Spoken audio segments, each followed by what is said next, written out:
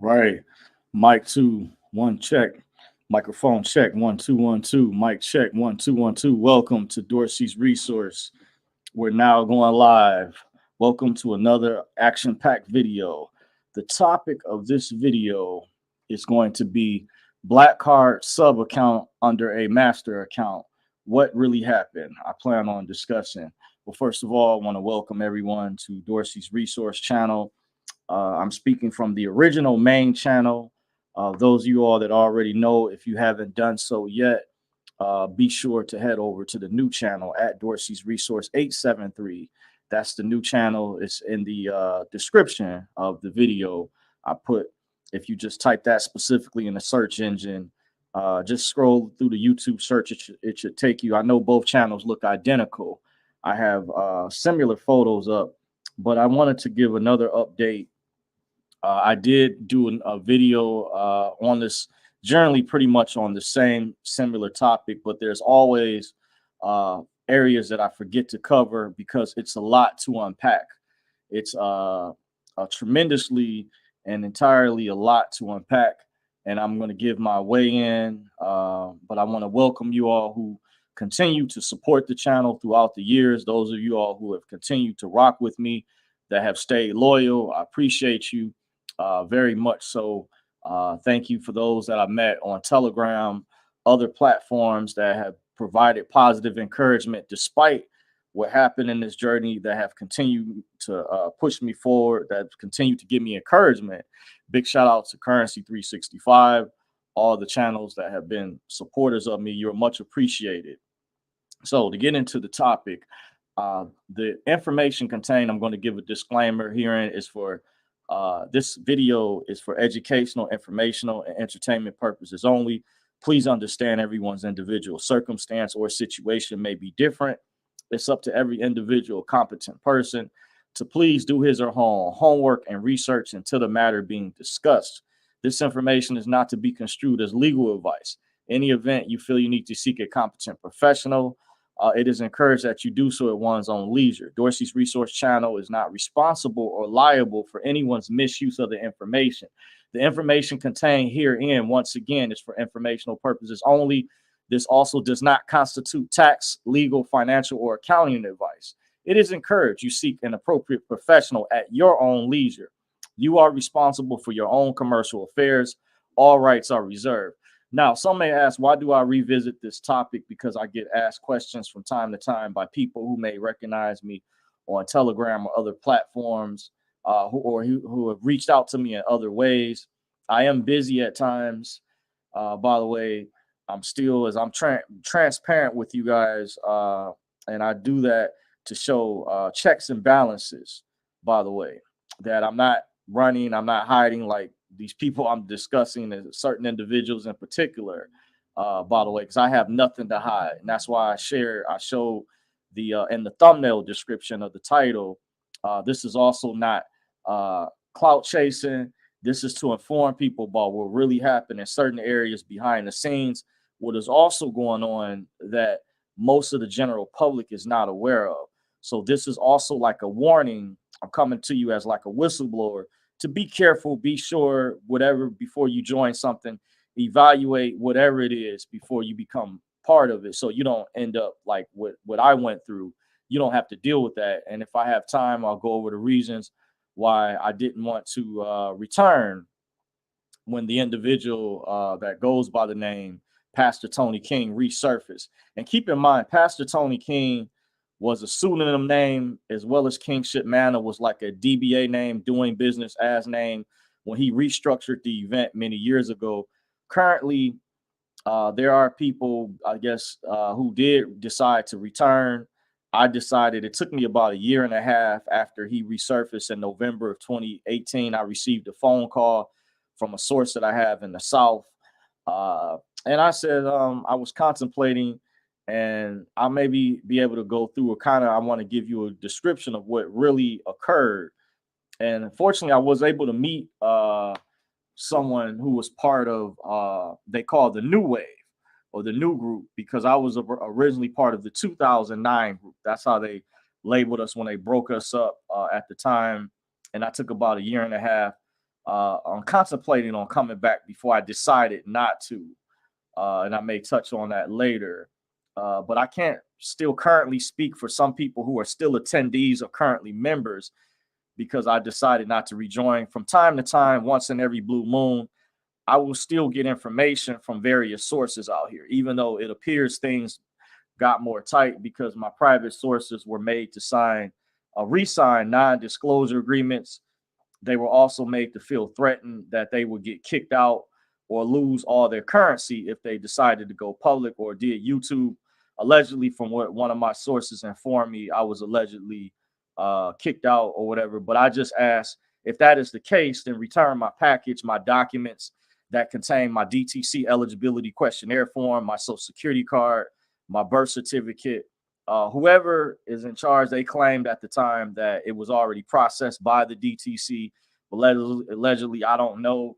And remember, I had to depend on them because I'm under their tutelage. So it's not like I have the wherewithal like many of these elites that we were being trained by, where they were given an advantage. They were taught by their parents.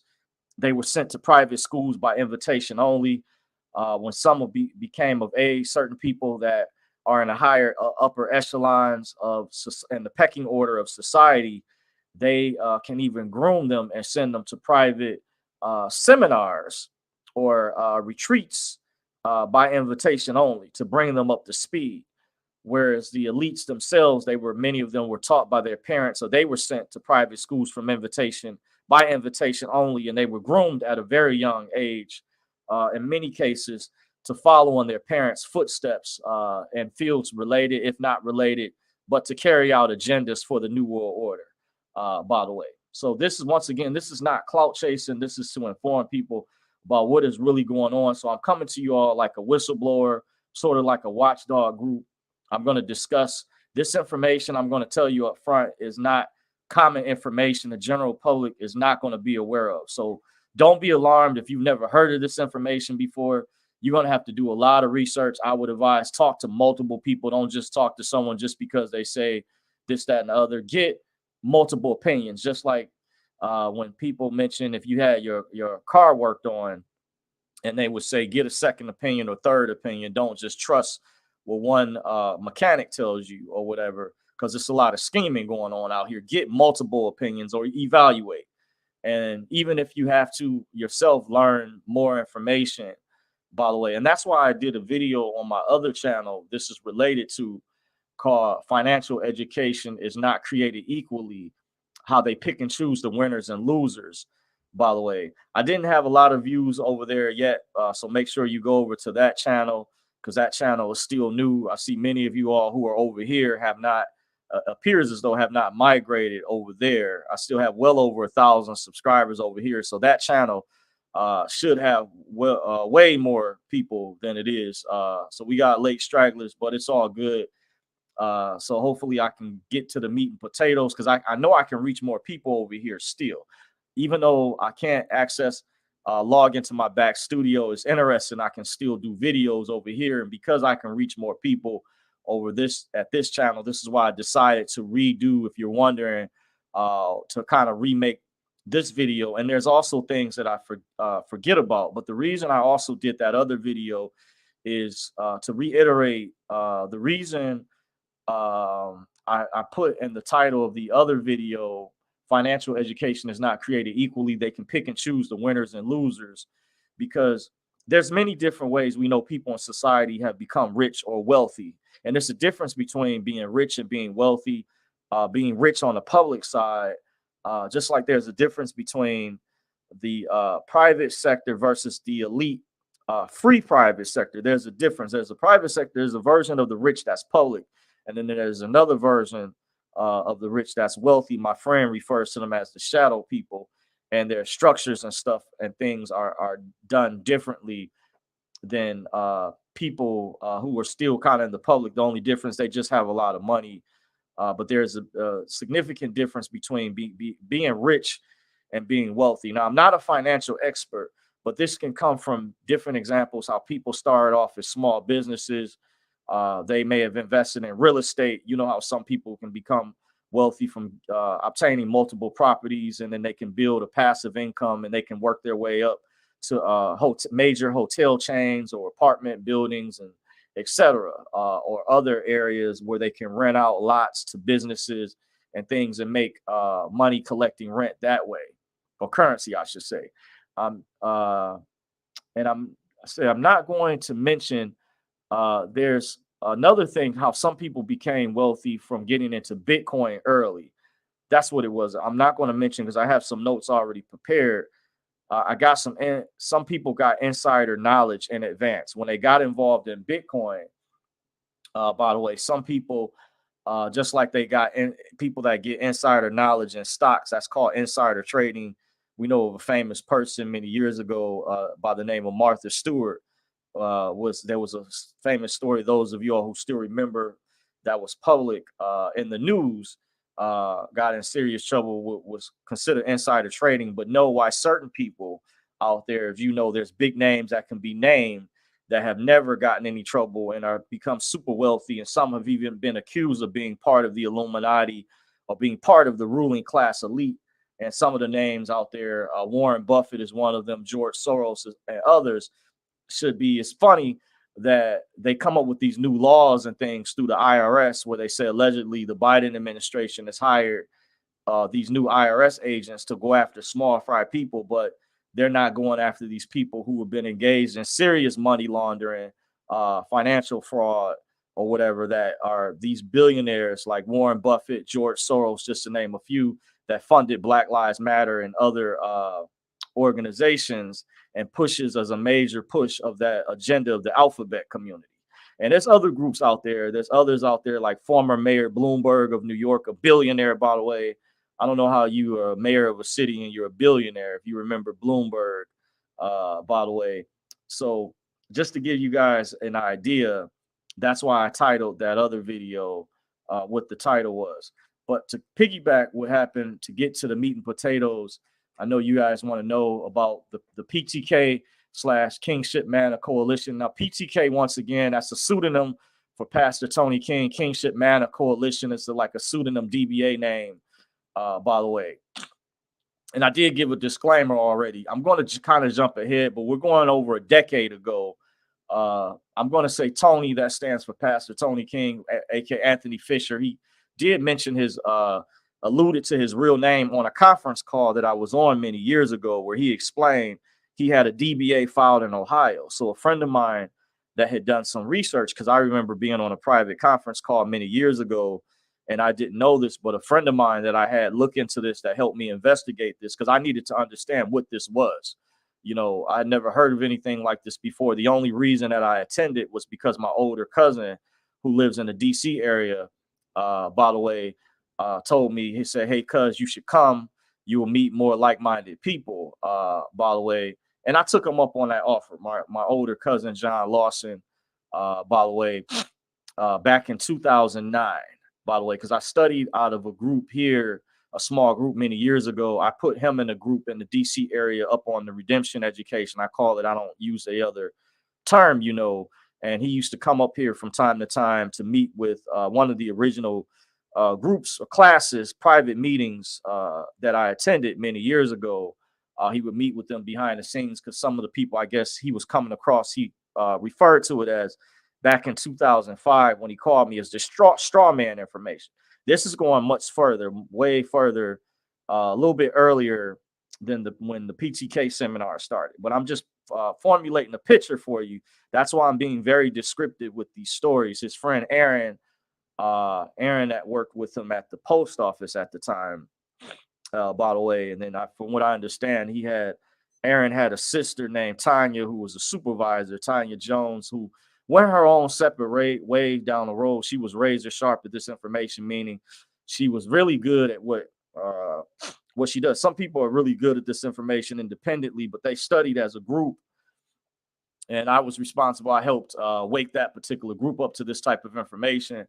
So little did I know, I believe my cousin meant well, by the way, that he told me about these seminars from Pastor Tony King. Now, I had heard about Pastor Tony King at the earliest back in 2008 when I worked you could say I assisted a consumer advocacy group I was connected with because the private meetings that I attended in the city of Detroit many years ago, by the way, and I was learning about this information still.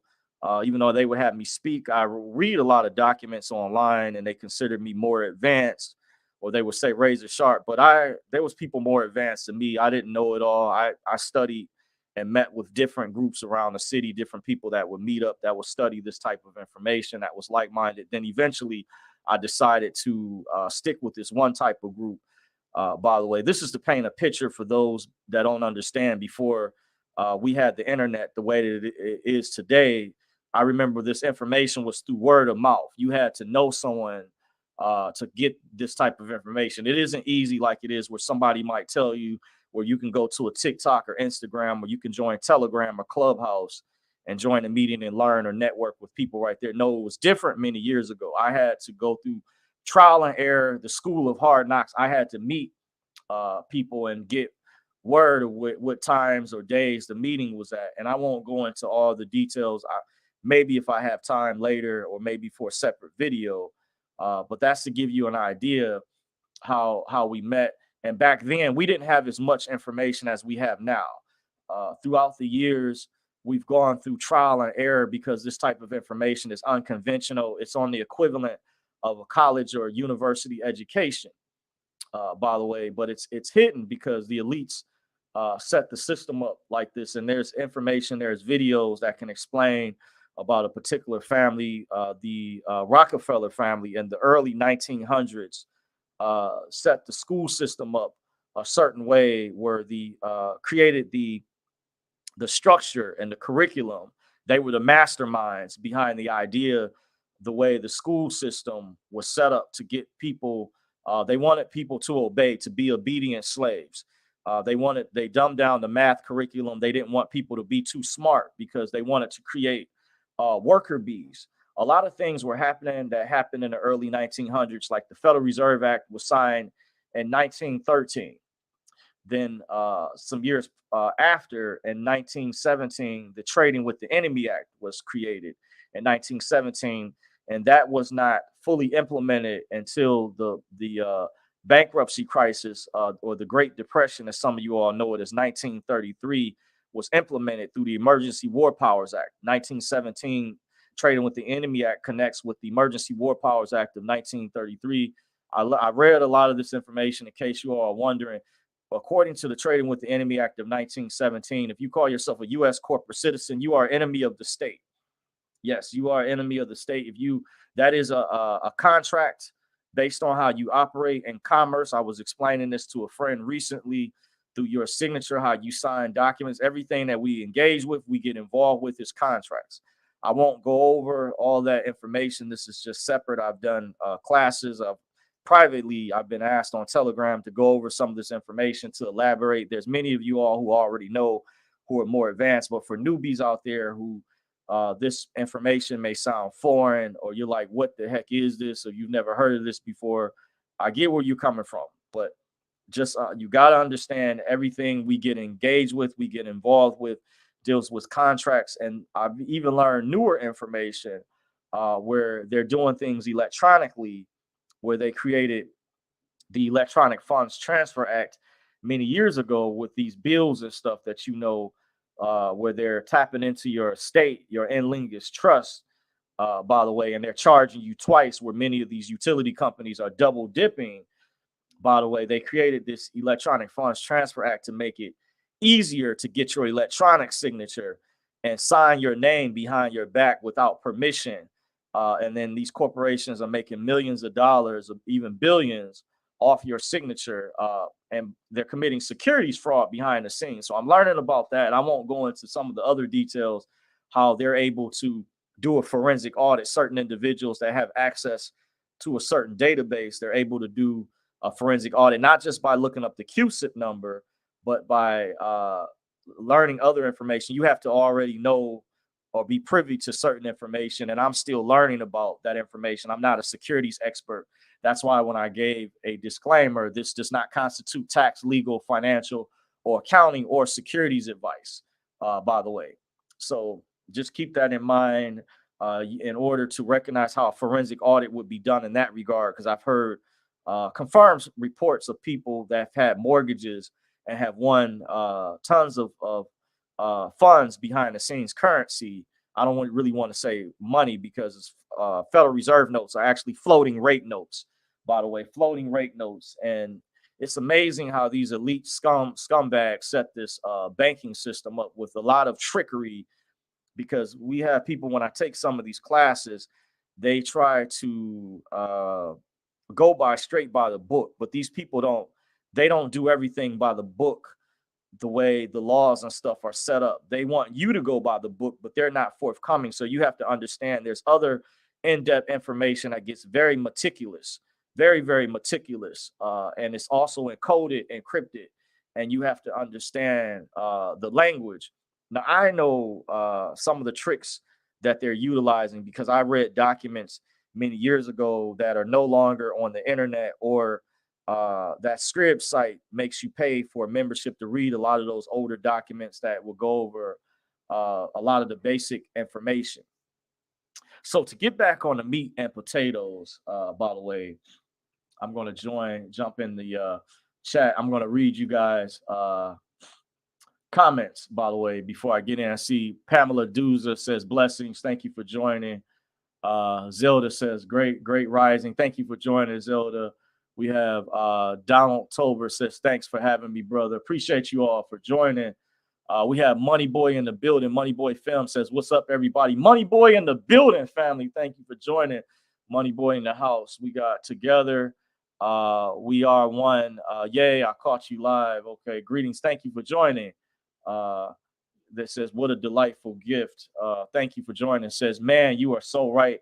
Says, I spent countless hours figuring this stuff out, only to learn that my uncle controls my master account.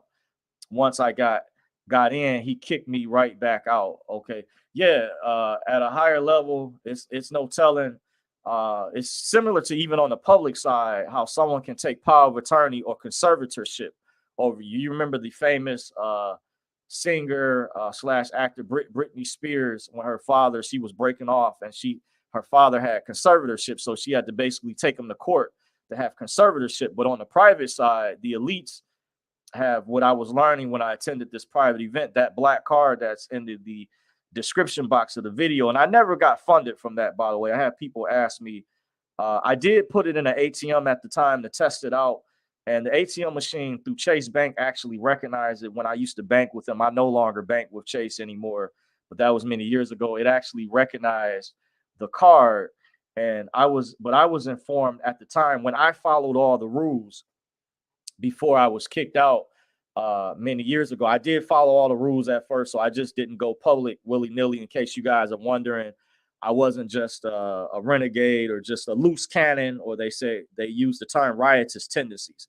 I would follow the rules and structure. And what happened was, I was informed that he was very upset because people, when they got access, they went and bought expensive TVs. I heard rumors that people were going on. One guy went on a shopping spree, and the Federal Reserve, they actually called him up and said they thought the car had got stolen, and they decided to cut him off. This is one of my confirmed private sources told me, and I won't go into more details. They told me that the individual, they didn't want to say for a number of years who the individual was, but I remember I was eating in the same area prior to that person, from what they told me, but they were sitting right next to them, and they were telling me the story that this person was the Federal Reserve thought that because they want you to be, when you use this card with your transactions, they want you to be more private.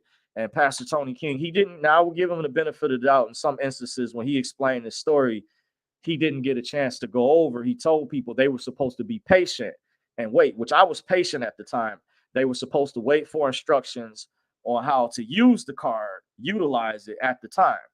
By the way, this was back in, I was part of the 2009 group, so I'm not speaking about the newer group. I heard the newer people that I decided not to come back to it, because it was, to me, this was just too stressful to deal with. If you're wondering why I contemplated though for a year and a half after he resurfaced in 2018. So about maybe in the 2020 mid part, I just decided to call it quits. I just said enough.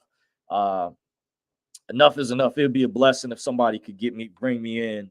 But I just couldn't deal with the stress because I had already been through so much. This is why I'm going over this video to elaborate, to explain kind of what really actually happened. By the way, we have Tanya Reynolds in the building. Says peace and love, Dorsey and everyone. Appreciate you, Tanya. Thank you for joining. Loyal subscriber. Appreciate you. We have Chi Vegas in the building. Says peace, peace, Dorsey. Chat love, peace to you, Chi. Thank you for joining. Tanya says blessings at Money Boy. That's what's up. Tanya says blessings at Chi Vegas. All right, that's what's up. Yeah, we got people in here. We're family. And this, I share other channels out there that are putting in good work out there. Big shout out to those other channels that are doing the right thing, that are trying to help people out. But I'm just, going over this video because people ask me from time to time what actually happened. Big shout out to those on Telegram. I've been able to meet some amazing minds, brilliant people over there that have skill sets in areas and have done things I didn't even know about. Information I'm learning. And big shout out to the person that invited me over to Telegram, by the way, because I didn't know a lot about it until like maybe a year ago. But an individual invited me to some other groups that are over there. So big shout out to the work that those people are doing. Says my uncle is the global controller of all master accounts. Says Michael Neller. Talk about insider trading. He is the kingpin of that. Says he also works with AON and GE Retail Money Bank. He is very high up. Okay, wow. That's very interesting. Yes, there is levels to this. Definitely, there's a pecking order. By the way, I've never heard of that person before. Together, we are one. I've never heard of that name, Michael Neller. So I have to look him up. If you're still on Together We Are One, let me know if it's your uncle. Is he public, or what? Kind of give me an idea what level he's on, because you have different levels. Does he have like, is he a member of the World Economic Forum? Is he connected to the Davos group, which has a connection to the Bilderberg? I'm pretty sure if he's that high up, maybe. But I was just curious. Sometimes you can look up a profile, by the way, and then you know how people have a LinkedIn account. They'll give you a background of what their if they have licenses and securities background or things of that sort. Edgar Rio says, nice to see you back. Appreciate you, Edgar. Chi Vegas says blessings at Tanya Reynolds. Blessings. All right, that's what's up. Together We Are One says I am still on. Yes, he's a member of the World Economic Forum. Okay, that's what's up. That's right. The World Economic Forum, I forget, is connected, to the Davos group and Bilderberg. That's the other term they use, by the way, because Davos is based out of Davos, Switzerland. That's where a lot of their meetings are at. Some of the Bilderberg meetings. That's why generally a lot of the Bilderberg meetings on that part of the world, also known as the Netherlands, Germania, that region, that part of the world, because that's where the ruling class elite is the proper term. Instead of saying what some refer to as the Illuminati, you can refer to as the ruling class elite. They actually discuss at these meetings each year. When they have different meetings, they invite CEOs of major corporations, from even tech companies, computer tech giants, to Boston Dynamics, to Silicon Valley, to all sorts of people. In some of their meetings, they've even focused primarily on people at Silicon Valley and Boston Dynamics, because they want to create a world like Terminator that is real with Skynet. Don't let it just because it was a movie. They are working on those things. God forbid, by the way, if we can stand together and we as a people can come together and stop these things. By the way, that's why I advise you guys to go over to band.video, which I'm putting in the description box, and madmaxworld.tv. I'm putting in the description box, by the way. That's why I encourage you all, go over to band.video. By the way, get the real news, get the real reports, the real information. By the way, just on a side note, he's partnered with multiple media organizations. I love listening to Mel K over there. She's amazing. with the breakdown that she gives. So if you want to get a better idea, a better understanding, and I think you should. Most people think that they're experts, uh, and they will explain what's going on with this war that's happening with the Hamas and Israel, who's really behind it. I encourage you get multiple opinions, but you get this more so from the independent media. They will tell you more of the truth because you cannot trust the mainstream media will not give you the truth. And the alternative to Band.video is MadMaxWorld.tv. He's once again he's partnered with multiple media organizations. I believe David Icke has a channel over there. By the way, I've had many of his books, several of his books. By the way, Children of the Matrix is one of his books I recommend. He has a channel over there. By the way, I see Tanya Reynolds at Chi just giving a heads up. So, but jumping back on a side note, check out MadMaxWorld.tv. By the way, has excellent independent reporting. If you have the funds or deep pockets, I'll be sure to support him for the work that he's doing over there. He's sacrificed for many years. The elites have tried to kill him. They've done a lot to harass him and things. And but he's the main guy. He's been on the front lines. He's been the tip of the spear. Even quoted by the War Room with Steve Bannon, who I've caught from time to time. I can't catch too much from. But I understand this too, guys. Just because I listen to AJ over there, and I've been a long time listener, doesn't mean that I necessarily agree or co-sign everything he says. I have to explain this to people sometimes, but I recognize as the great skill set that he has and evaluating the information. I've listened to multiple people that I just want to say on the side note. I just encourage you to research the information that he puts out over there too. What I do like is he does show the documents when he goes over the reports. I watch many of his these sites are like his video sites where he'll go through the news, the actual documents you can pull up from many different well-respected media organizations. Some may be mainstream, sometimes some independent media, and he gives a critique and breakdown behind it. So he will help you understand. If you have an open mind and you're honest and you're not brainwashed, that you don't want to be brainwashed, you want to take the red pill, you want to be unplugged. And I have to appreciate that, by the way. But just putting it out there, I've noticed he's been at the tip of the spear, and there's other people that I have supported and I've purchased his products in the past, and they do work. His supplements that he sells do work. And I may do a video, separate video down the road. I wanted to do a rehash separately of his products that I have purchased and which ones I recommend. I forget to take them sometimes from time to time. And I just want to share this great information, by the way. So I'm going to get to these. I'm going to read a couple of these other comments and I'm going to get back into the title of the video. Together we are one says, thank you for the links, brother. You're welcome. I appreciate you for joining, by the way. And we have Gerard Richardson in the building says mainstream media works for the elites. They all say the same thing, nothing. Yes, you are correct. Absolutely. No doubt. So I'm going to get back into the meat and potatoes. So we're going to jump back to 2009. Pastor Tony King, aka Tony, he didn't want to risk. This was moving a little bit forward after 2009, going into like 2010, about up to 2013. He disappeared. He did get, I think, put out a message in 2013, but he sort of left around 2011. We heard only a certain small handful of people made it in. And this was a separate transaction from the DTC. A lot of times when I do the videos about the black card, I forget to mention it was separate from the DTC, but there was a way they were telling us that card, because you will go through a probationary period once you go through a certain level after so many months, and there will be a way for you to link your black card to your DTC account. And it's been rumored when David Clarence contacted me through my Twitter account, that was really him, I believe it was. He said the DTC had a white card, by the way. So I don't know. I didn't make it to that quite that far yet, but he allegedly was a previous member. He's somebody who I was informed by a lady who died, told me David Clarence, by the way, went through prior, and he was she told me he was handicapped, that he was in a wheelchair, with the way she described him. But he came out with the executor letter back around, if some of you all that follow this information which was around approximately a decade ago. That information was real big. It came out around this time, a little over a decade ago. By the way, that executor letter. And she told me he was one of a few that had crossed over all the way to the other side.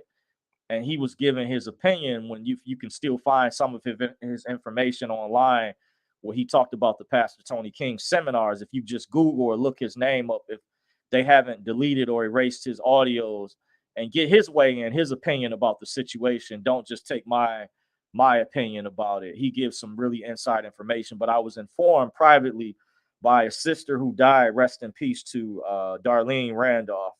By the way, she shared this with me many years ago because I didn't know too much about David Clarence. So just to show, she was another attendee at the event, the meeting. She never made it. And I was able to meet someone years later, by the way, more recently, whose name I won't say, that did reach out to me that knew Darlene as well. And I may read, if I get a chance, I may read some of the messages that she sent me earlier today. By the way, when I mentioned to you all, I still get asked or comments to provide clarification. So, but what was going on? He said these cards were being red flagged because the Federal Reserve Bank had deactivated because a few bad apples had screwed up.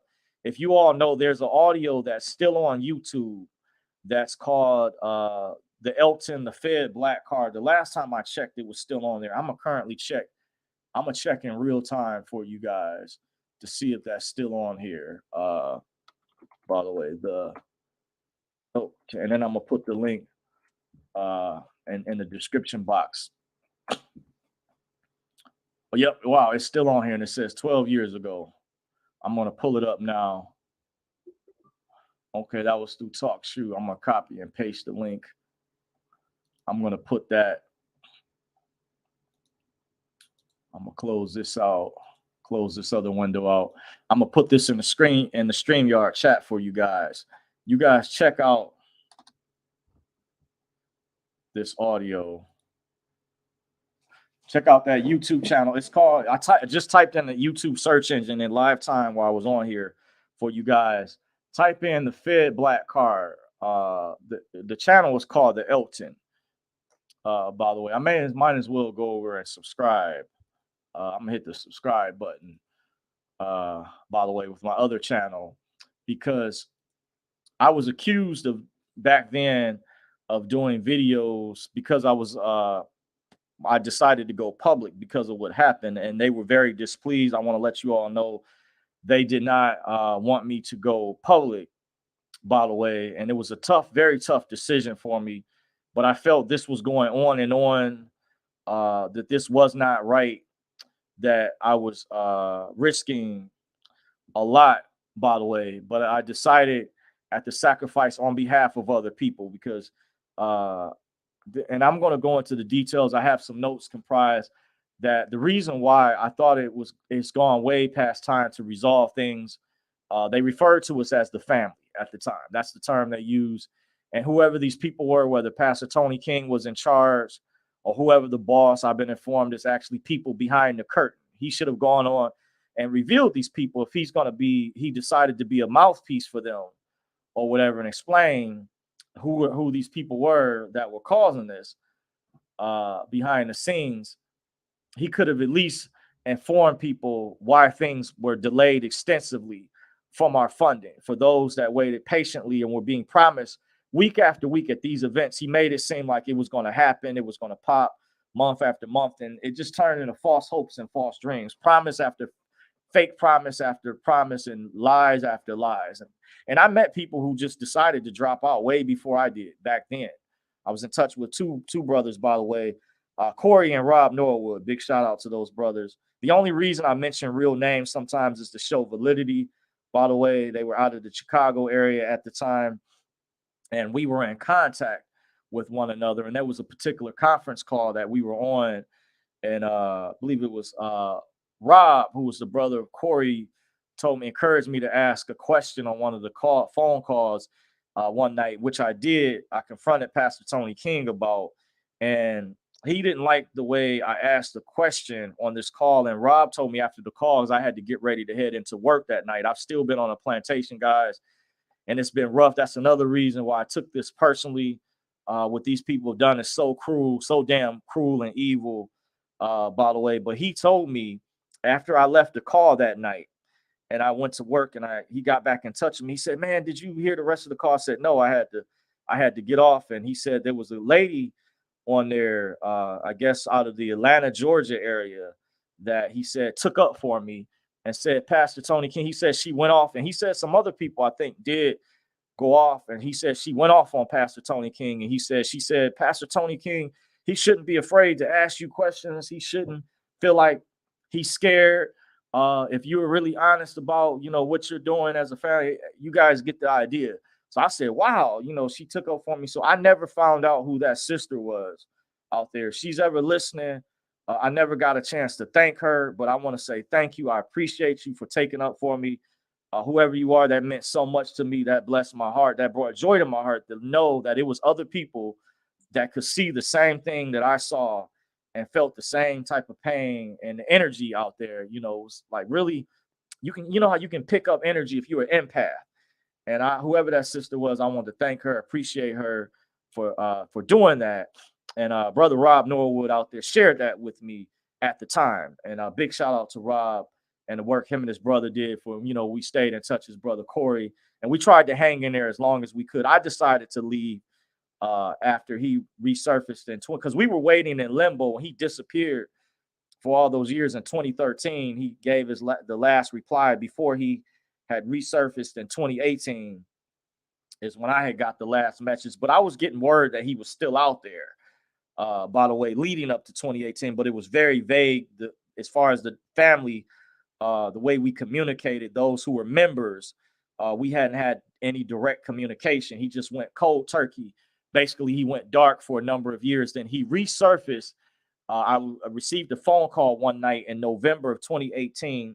And that's when I found out there was a new wave of people. And I heard the first phone call I was on, I heard it was like up to 5,000 people on the call, including people from the alphabet agencies, intelligence agencies like the FBI, CIA. And I heard that even though he didn't come on the call until later after that night into the early morning, a lot of people just decided to leave the call. But I heard he did show up briefly or sometime later.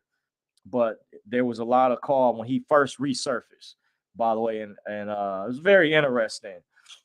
So it took about a year and a half, maybe about 2 years before I decided, to call it quits officially. They wanted me to sign a newer non-disclosure agreement, and it had a guy named Gary Colombo's name on there, and I said, I'm through after this because I was hearing about the same shenanigans that went on from years ago. It was continuing to happen. And I said, it's too stressful. I can't, because years ago I worked hard. I had to get time off from my job, working the trials of Job, just over broke.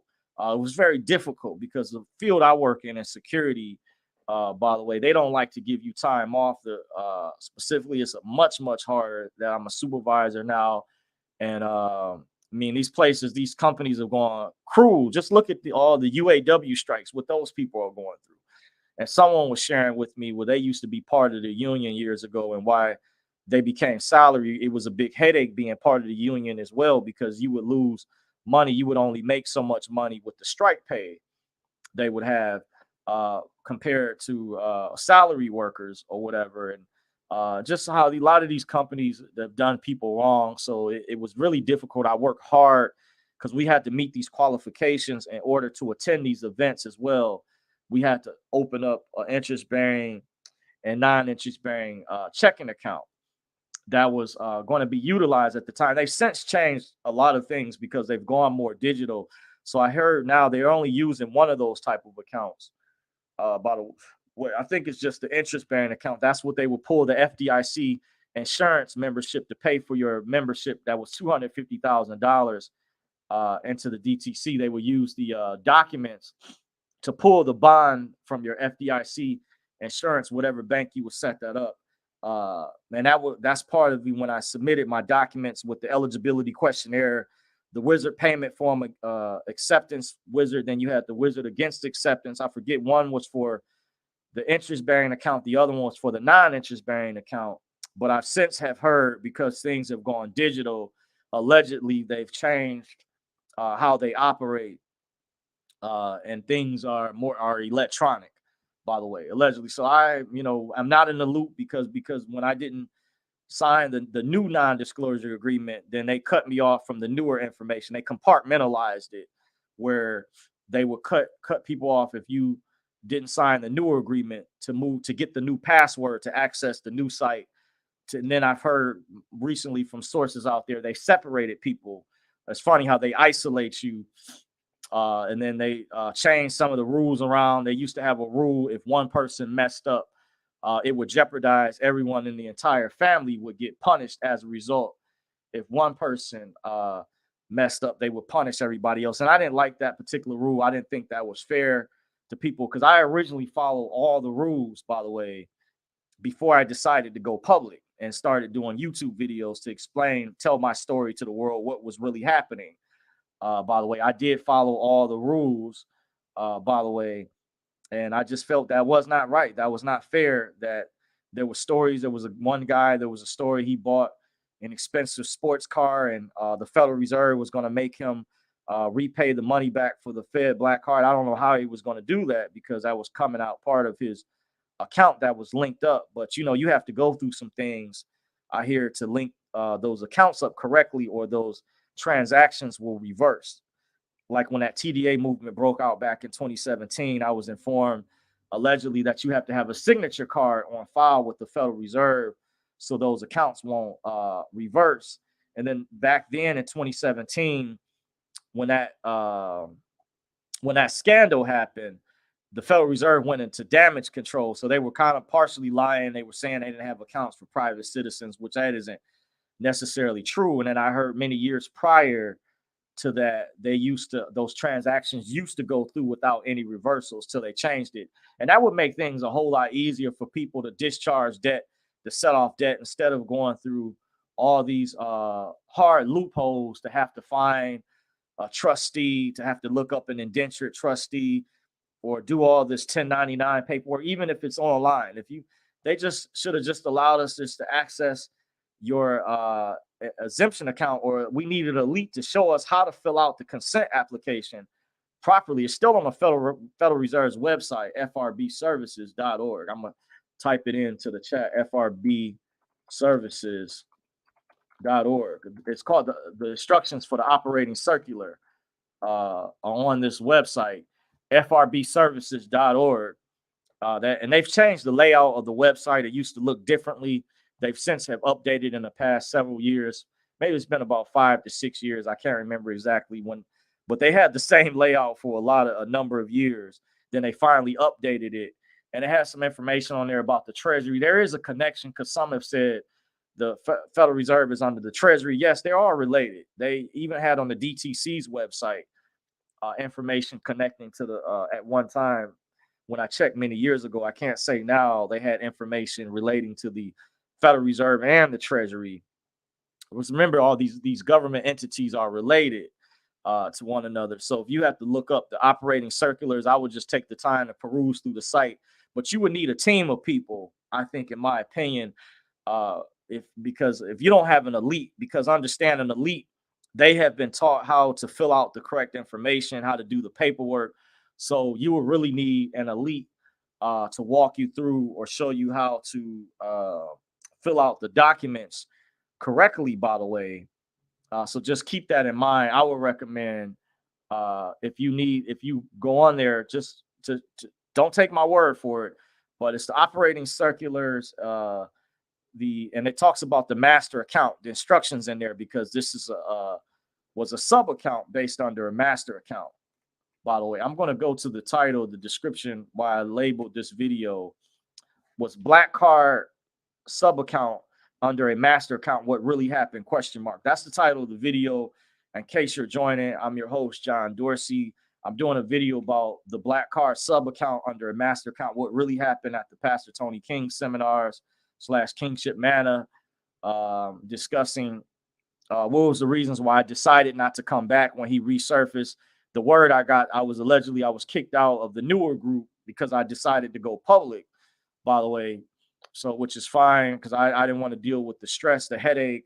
I never got access because originally years ago, he stated when we first got those cards, other people who followed all the steps to go all the way through had violated the rules extremely, and they were supposed to be patient and wait, which I did at the time, wait for the instructions. And some people did not do that and started making transactions. They started being very public, allegedly rumors, riotous tendencies. I heard one story that one guy bought a whole bunch of airplanes and put up a red flag. There's another story, someone allegedly bought a fleet of cars or Rolls Royces, and the people there were wondering, was this person somebody famous? Or because they would mention he was supposed to go over how to use the car, that you were supposed to be private with your transactions. And at the time, just to give you guys a heads up, I followed those rules. This was way before I decided to go public to tell my story to the world, as far as what happened, what went on at this particular seminar. By the way, so get this video out. You're welcome to share this video. By the way, I'm just telling my story, so I'm gonna go over the other information from my notes, and then I'm gonna get back to the chat where I'm gonna read you guys comments in the chat section. So after my research and investigation into the matter, I have concluded that these are a very elite group of people who feel they are above the law and they can abuse their power over the public sector and general public who are unaware of how these people operate. We are misled even after we sign non-disclosure agreements, a memorandum of understanding in good faith. That was the original NDA that I signed, by the way, but they violated their end of the agreement because he gave us an ironclad promise that we would be funded. There's no way in the world I thought I would be all the way in October 15th of 2023 and still not funded yet. Very sad. So Kingship Manor Coalition overseers, or whoever the boss was, Tony King speaks of, broke their covenant, which is a form of an agreement contractually, which means the other party has the right to terminate his or her end of the agreement. Many of us patiently waited, keeping our mouths shut until promises obviously never manifested, only into giving people false hopes and false dreams. This is very dishonorable. This was evil of them, whoever these people, whether some refer to them as the Illuminati, a elite secret society, a good cabal, or evil cabal. They are all cut from the same cloth, in my humble opinion.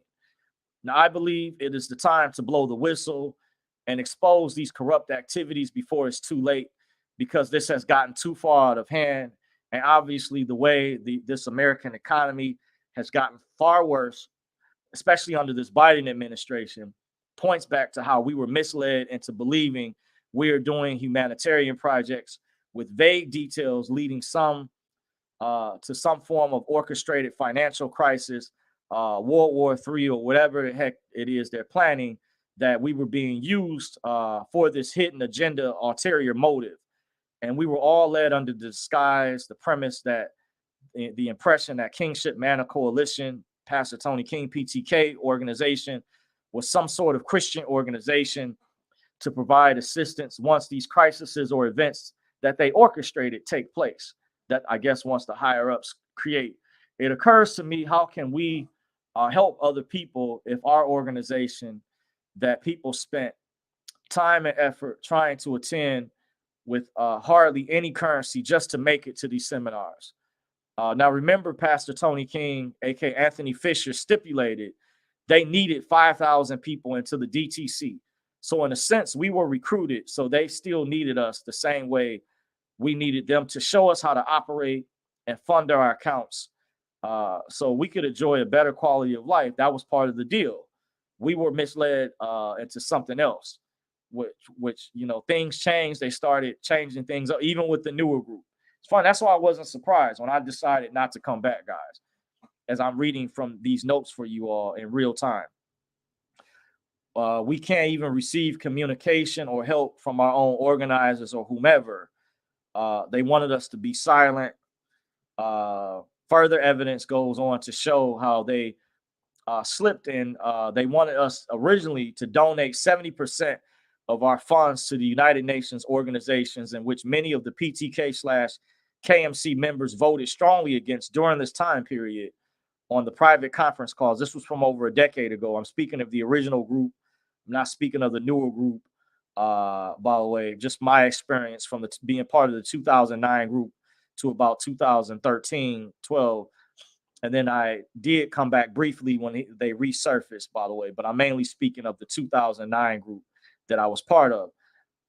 And the conference calls until that was allegedly changed without our prior knowledge originally, by the way. And I do remember that was something that occurred. They had these different UN organizations. I remember UNICEF was one of them, the World Health Organization, some other organizations. And there were some people on the call, I guess, when they took a vote, they were strongly against this at the time. So show that there was an ulterior motive. They weren't upfront, or they weren't transparent with us about the agenda. So this conclusively shows that Pastor Tony King's association to these people have a hidden agenda. Even though he's a mouthpiece for these private people behind the curtain, I was informed, it has been quite difficult for some people to speak out in fear they will lose what was promised or threats made in an insidious manner through non-disclosure agreements, warnings of speaking on the telephone to non-KMC members, ? I feel these are very malicious, divisive, and deceptive tactics used to silence those who are truly righteous and see wrongdoings. I feel karma will not let them get away with wrongdoings if they truly, sincerely meant well. And also, it says in the scripture, whatsoever man soweth, he shall also reap. I'm willing to forgive people if they truly, sincerely meant well, or once we finally receive our blessing, if that will ever occur, or this continued blackmail will continue. Many will try to say I'm being negative, or no, I'm not. Or some say I'm taking this personal. No, I'm simply pointing out the fact KMC/KMC, Pastor Tony King, Anthony Fisher, or whomever the boss is or running this behind the scenes needs to be fair and needs to immediately cash us out. Because I said I just wanted to be cashed out and that's it. We were misled into these other hidden contracts, these hidden add-ons that they had, bait and switches, by the way. And this is not right, that these people, they were given an unfair advantage over everyone else in this American society because they were sent to private schools by invitation only through their parents' wealth.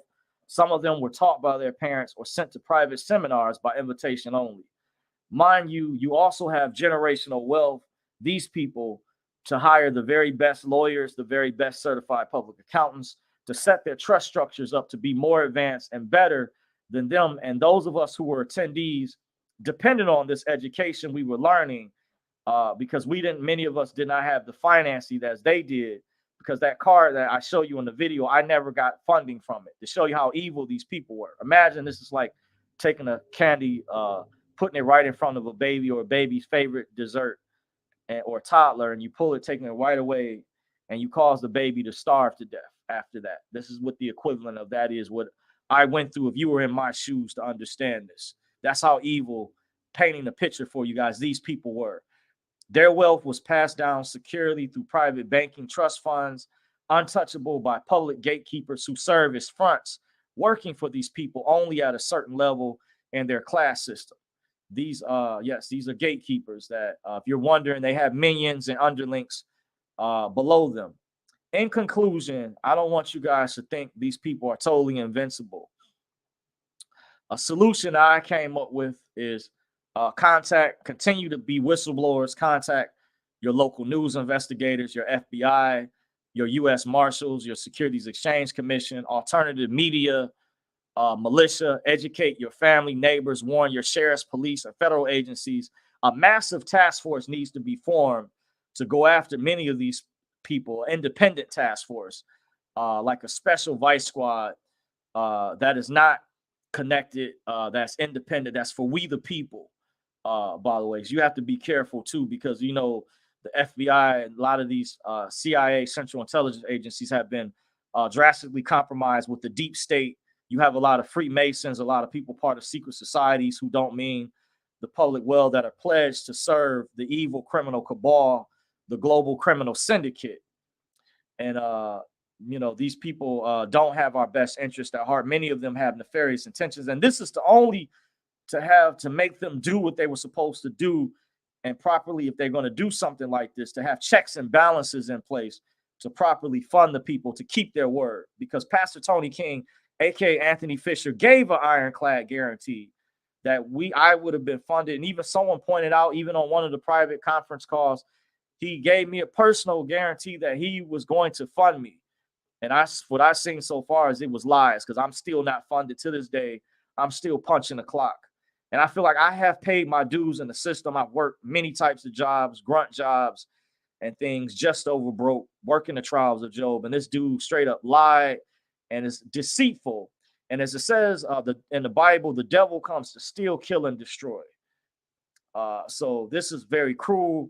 And that's why I went over these ideas. And I disagree with my cousin. I was telling a friend of mine earlier, my cousin thinks these people he's told us are invincible, that there's nothing you can do. And I disagree with that, because I heard a story about there was people in the country of Iceland some years ago who got rid of the bankers there. Help me, guys. However many people still remember this story. If you're listening, comment in the chat section. I'll get to it later. You guys remember the story about the people in Iceland that got rid of the bankers or Rothschilds that were there? I heard the people there, I heard, took over. They killed them. They found out who they were. They hunted them down. We need a task force, people like that here, to get rid of the people who are being dishonest, that are corrupt, that are doing these things, and forget the evidence.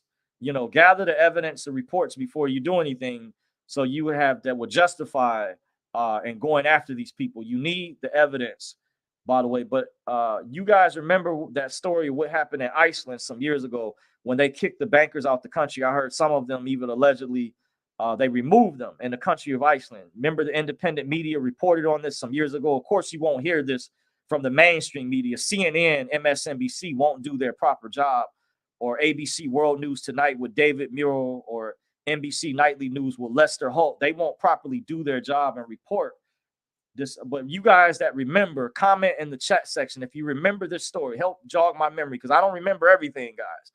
That the people, this was so powerful, they don't want people to know. The people in the country of Iceland kicked their bankers out, and I heard some of them were allegedly Rothschilds, and some were even killed because they found out or discovered this. So that's why I don't believe these people are invincible. They can be defeated, but we're going to need a collective effort from the general public's awakening to stop what these people are doing. And that's why it appears that they're closing ranks. They're trying to start a World War III. I'm hearing allegedly false flag attacks are going to be on the rise. These people are behind it. The World Economic Forum, the Davos Group, specifically Klaus Schwab, Yuval Noah Harari, his personal advisor, these people are behind it. They are linked to this thing that's happening in Israel, the Gaza Strip with the Hamas. That's not a coincidence. They fund the terrorists. I asked you guys which political party. It's the Democratic Party. Biden is a joke. Remember before Obama left office, he dropped billions of dollars in Iran. This was information reported on by the independent media. Some of the mainstream media might have caught this story. You guys remember that before Obama left office, before Trump came in, how there was billions of dollars. Remember that buckets they mentioned that were dropped in Iran. And I asked a friend of mine recently, I said, why were those buckets of money dropped in Iran? And he told me, he said, I go to a friend of mine that's really brilliant.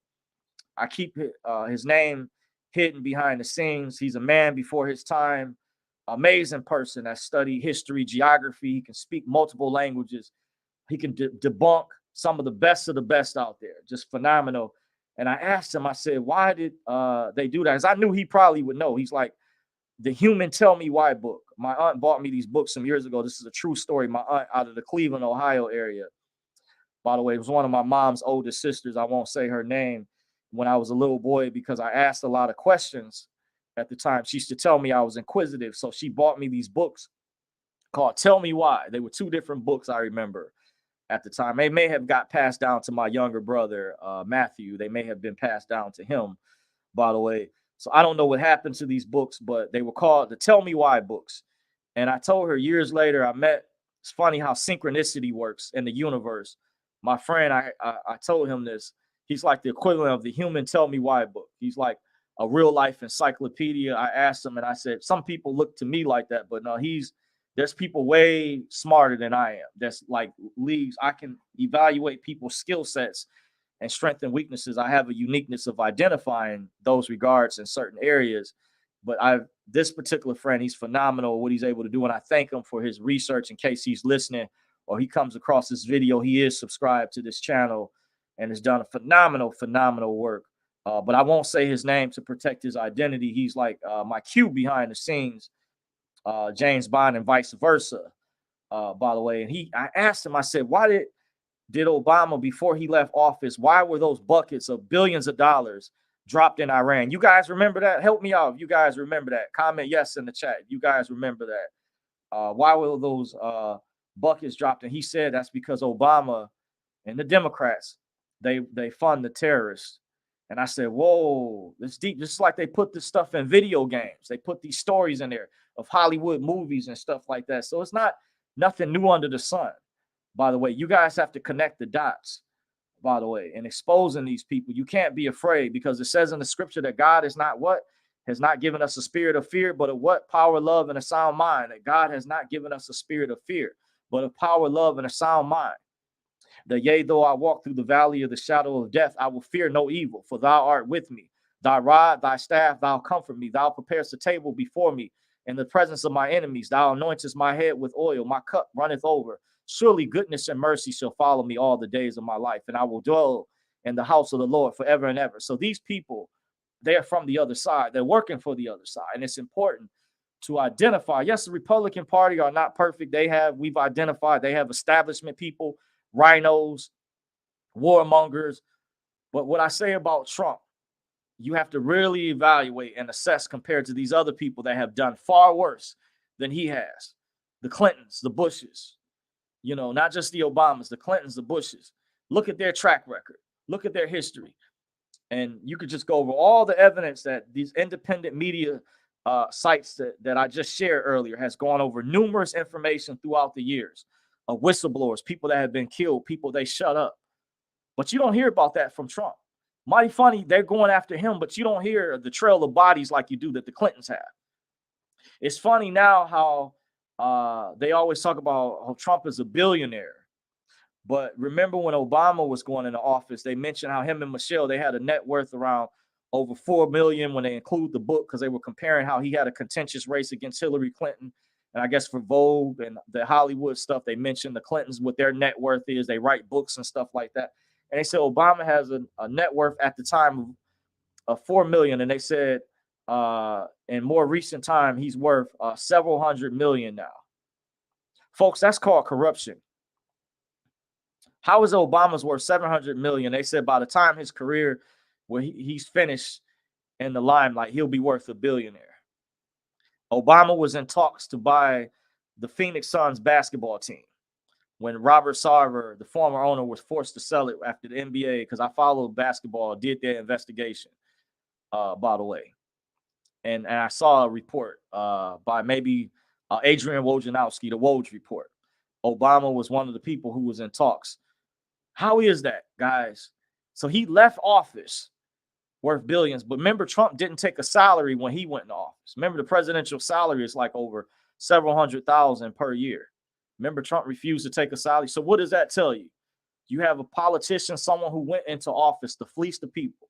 Don't care about the people. That's about money. What did it help the black community? And there's my friend tells me, we went to a historically black event a few years back. It's called Idlewild. Some of y'all may have heard Lester Holt on NBC did a nightly news story about it. There were some other stories because many years ago, you remember black people, they weren't not allowed to go to certain resorts, certain areas. So they had their own resort. So to commemorate this, they have these events every year. So I went with the group and my friend, we came across this older woman, a friend of mine told me about this old lady that claims because she's old, she has, and I respect my elders. They have a lot of wisdom, but at the same time, you have to make your assessment. They don't always know everything, by the way. They can learn. My cousin used to say, you're never too old to learn. You know, never get too old to learn something new, to be humble, by the way. But she said to him that Obama couldn't help black people.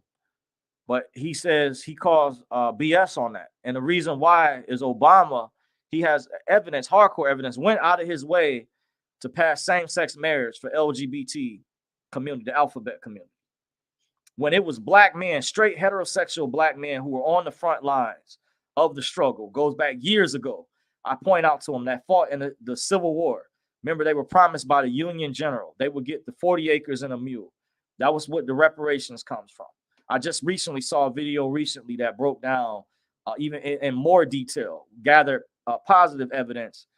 I think the channel was called Black Journal or something like that. I just subscribed to. Amazing. They did an amazing job. And they just did it as a critique. I know it's a lot of white people. It's a contentious subject. Don't agree with reparations. I understand. But if you just look at the video, you would understand that black Americans, we are in a different category. It is I do recognize that. But if some black people put Obama as a Lord and Savior, like Jamie Foxx said some years ago, I know he was joking around. He called Obama the Lord and Savior, Jesus Christ, even though he was joking around at the time. But that's how he knew how some black people, especially black women, saw Obama. But Obama is with the cabal. He's on the side of the evil of the World Economic Forum. If you know about Klaus Schwab, look up Klaus Schwab and the World Economic Forum and Yuval Noah Harari and the Clintons, the Bushes. They're the deep state. That's the difference. Trump is not part of the establishment. That's the difference. And it's like I can't understand how some people follow the New World Order for years and still vote Democrat. The Democrats, they're using the Democratic Party as a main catalyst.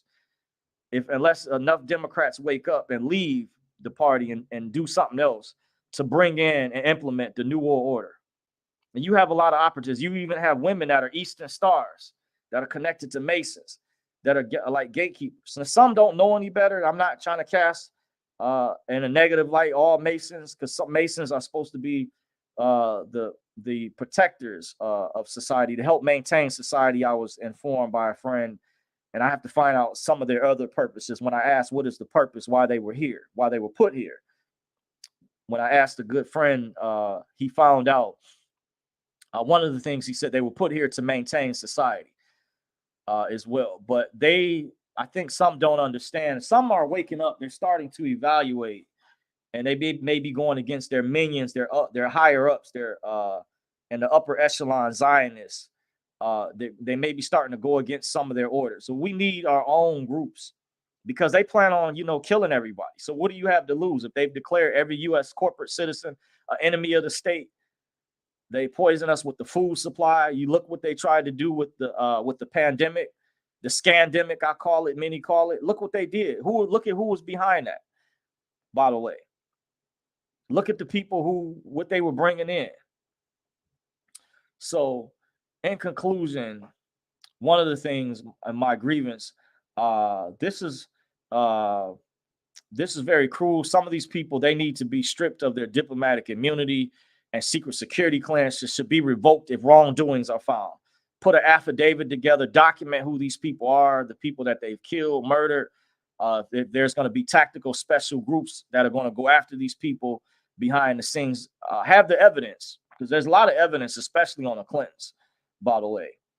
And put together a list to show what their personal bank accounts or private trust fund structures are linked to poison our food. Our money is laundered to child sex trafficking, drug trafficking, etc. Should be sufficient enough evidence for immediate arrest to be made by local law enforcement agencies, U.S. Marshals, ATF, FBI, federal agents, sheriffs, and even independent or privately formed special forces and executive protection agencies may be necessary in apprehending and kicking these individuals, these evil elites. But get the evidence first, because many of these elites are guarded by private mercenaries, private security agencies. But these individuals, they're not invincible. They can be arrested and prosecuted. This is why you need a massive special task force to be formed with the sufficient evidence under common law, equity law, to prosecute them ASAP, to get rid of what they're evil that they're doing, or else they're going to destroy the world. They're going to nuke the planet. Well, I've heard they plan on, you see that they're this war is leading up to World War III. Not saying it's officially World War III. And I heard, remember there was reports. I did a video for you guys, an action-packed video a while ago. And AJ at Band.video had shared how Mark Zuckerberg over Facebook, because he's part of this too, was building some type of underground bunker in Hawaii. And it was engineers who were whistleblowers who were coming out.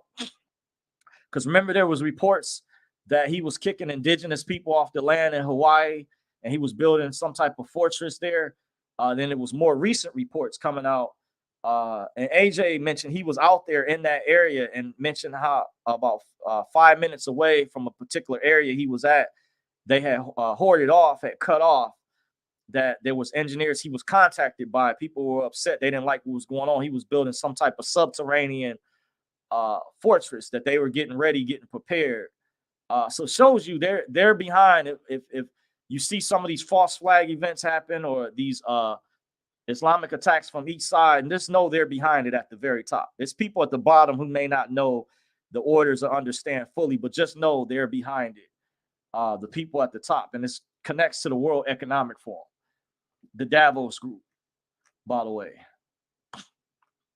Okay, I see we got a lot more comments in here, by the way. So I'm going to go back to the comment section. I'm going to read you guys comments. I'm going to jump through. Says together, saying everyone should read the website front and back. The operating circulars is the main document you must learn. Yes, thank you. Gene Keating has good info on it as well. Yes, I agree. Gene Keating, he was also an attendee. I know at the California seminar some years ago, and big shout out to Gene Keating. A lot of the work that he did, I heard he's up there in age now. I heard more recently he's maybe sick, but he contributed a lot to the sovereign movement, even the work people who were locked up in prisons that got access. I had friends who I met that had got out of, were in prison or previously in jail, that told me they studied Gene Keating's work, taught them about UCC sovereignty. And I remember seeing him. He did an event in Detroit back in 2006. I remember going to see Gene Keating. He's been a great researcher, contributing to the movement before we had got even better information throughout the years. Says, have faith, brothers and sisters. I know that soon we will have access to our accounts and money will no longer be a problem. They say QFS is the key, quantum financial system. Yes. Together we won. Says, don't trust anyone or pay them money to access your accounts. Yeah, very interesting. I've heard sorts of things definitely out there. Be watchful, be mindful. Says, they are actually unfunded accounts, some accounts that pay for your mortgage and bills. They absorb debt and always show a zero balance.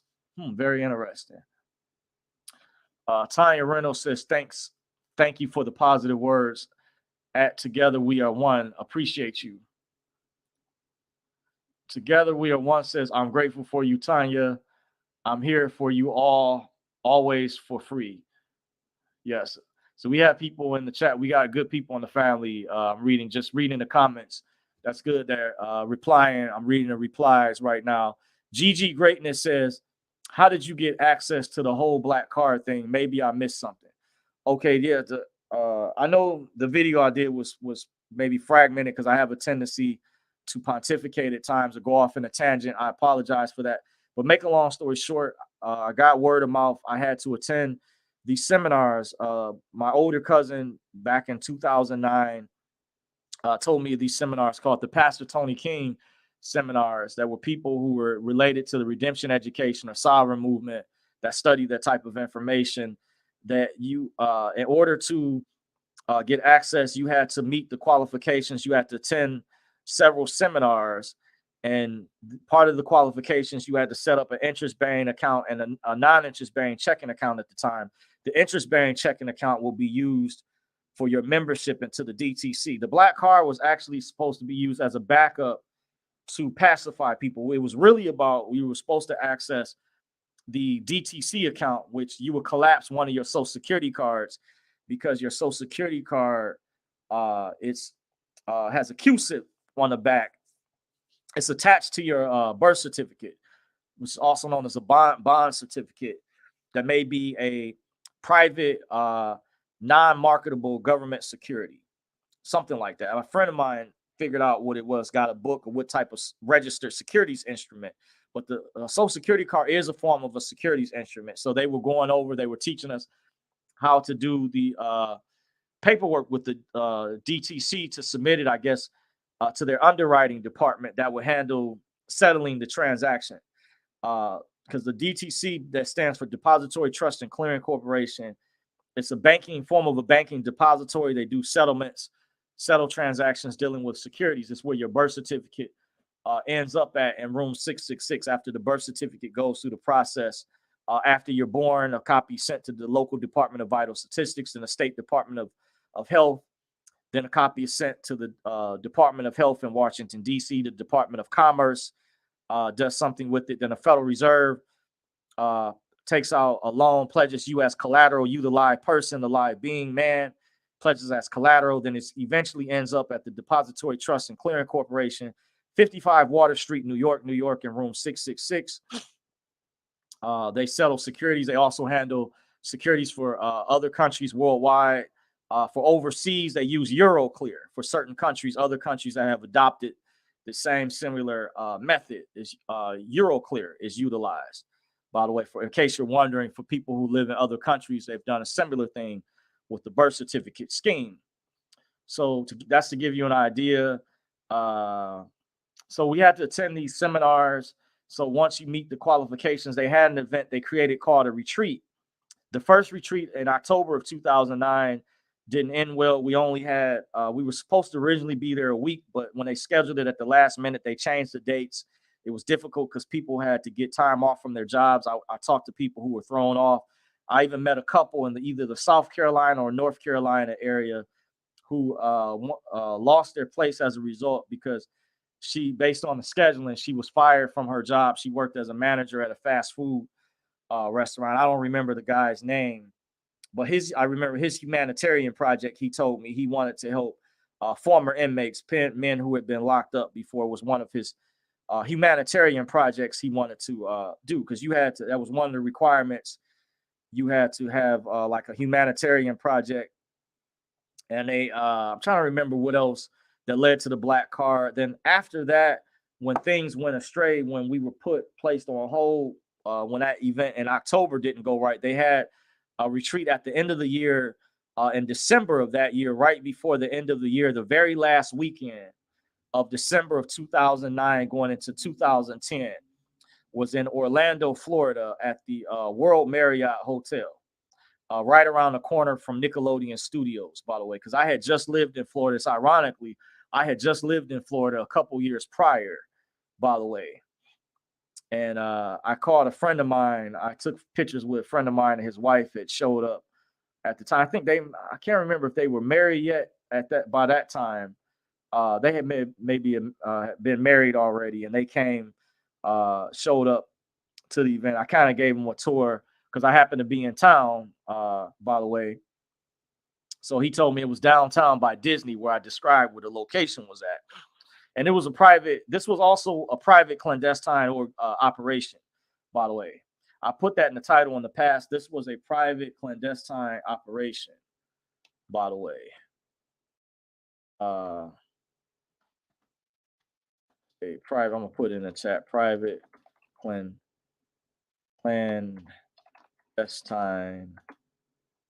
operation.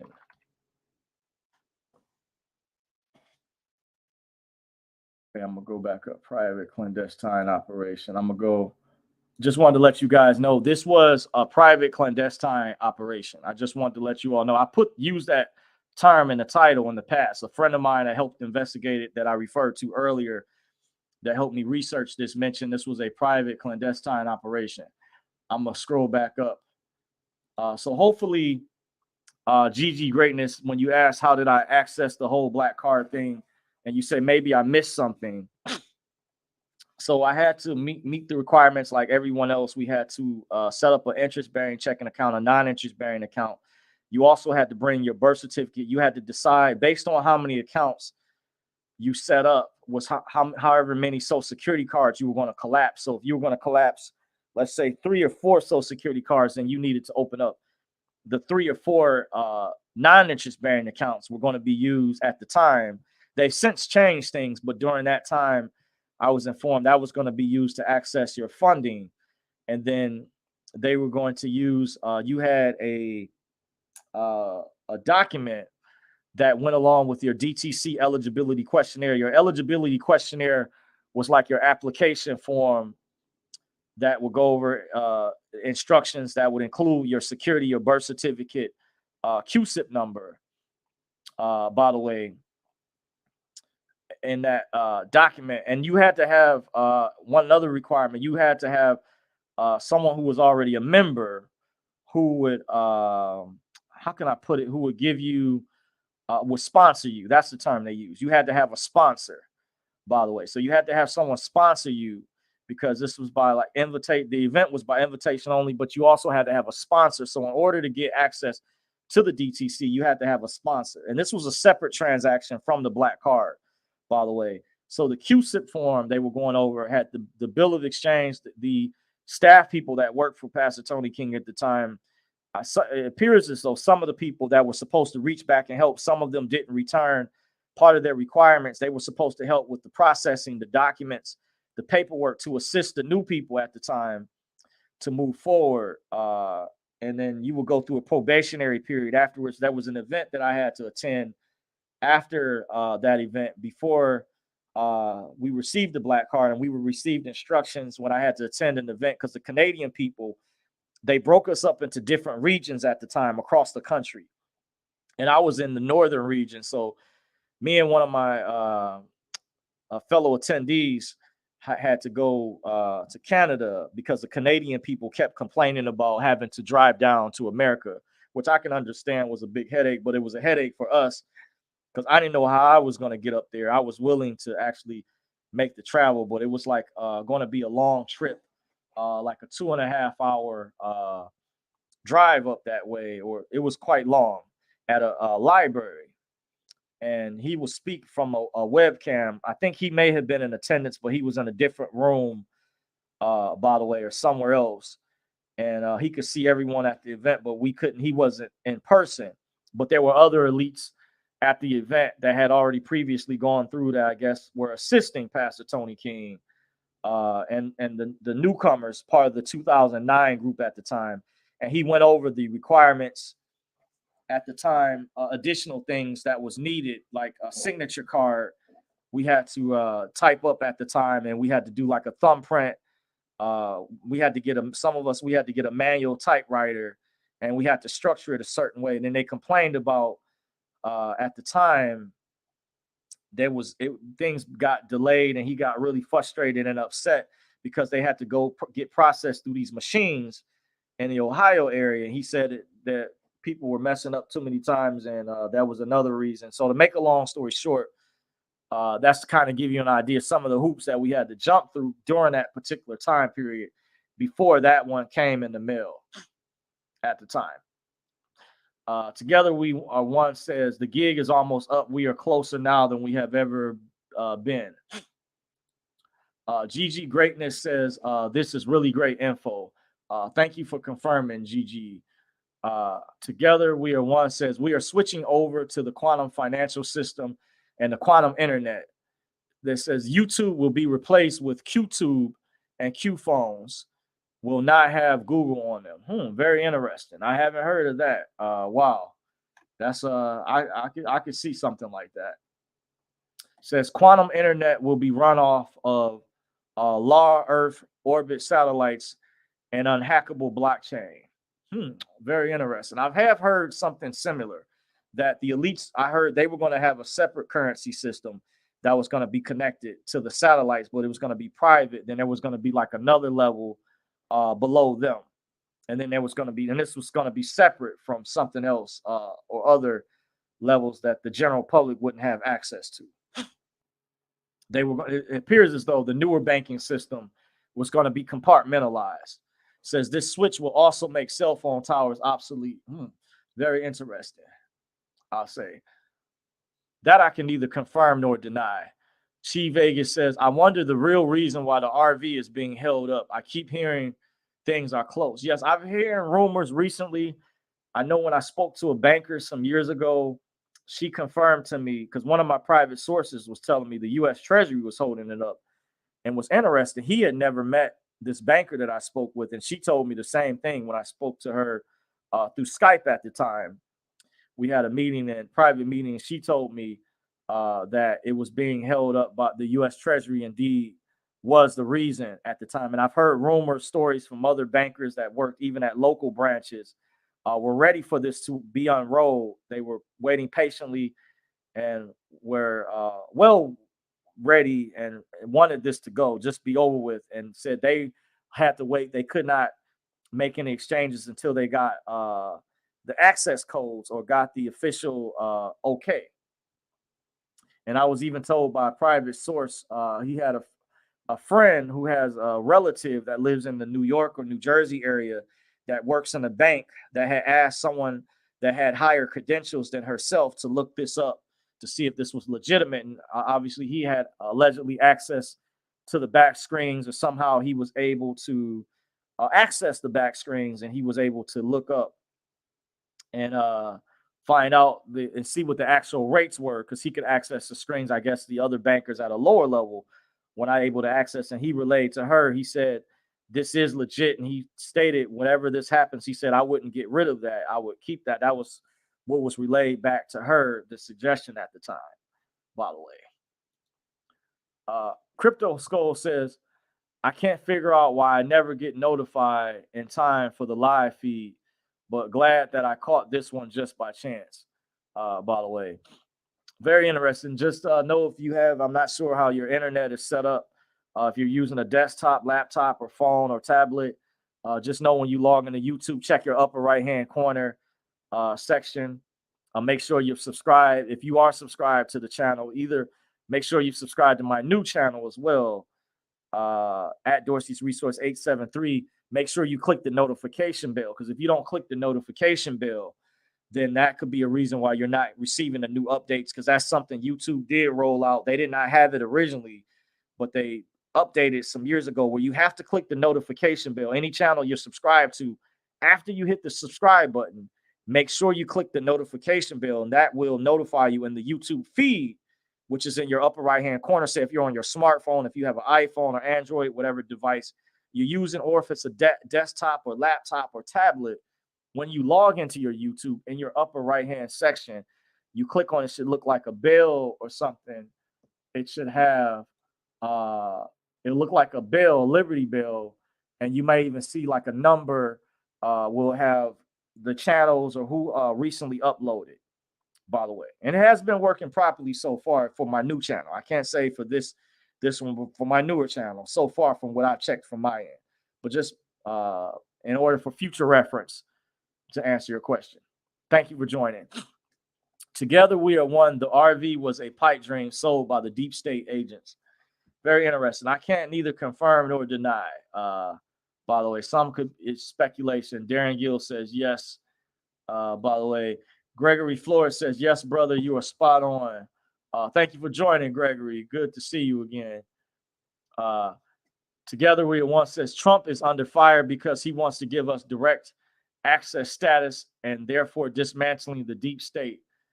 Yes, I would agree. He is more allies with us, by the way, when it comes to the reset. If you're involved in a global currency reset, if you're holding dinar, then you want to make sure Trump is more so your ally than Biden. The Biden administration, they wanted to even tax us even more for his Build Back Better plan. The dinar, when it was structured, it was already taxed. Biden administration wanted to add an additional tax. I don't know if you guys heard about that, by the way. So Trump was more in favor. I was informed by another separate conference call. He was on private conference calls where they even talked about the Zimbabwe dollar. Because remember, this isn't just about the dinar. This involves other currencies as well, such as the Vietnamese dong, which is joined at the hip. They say it's like the sister to the dinar. The Indonesian rupiah, the rupee.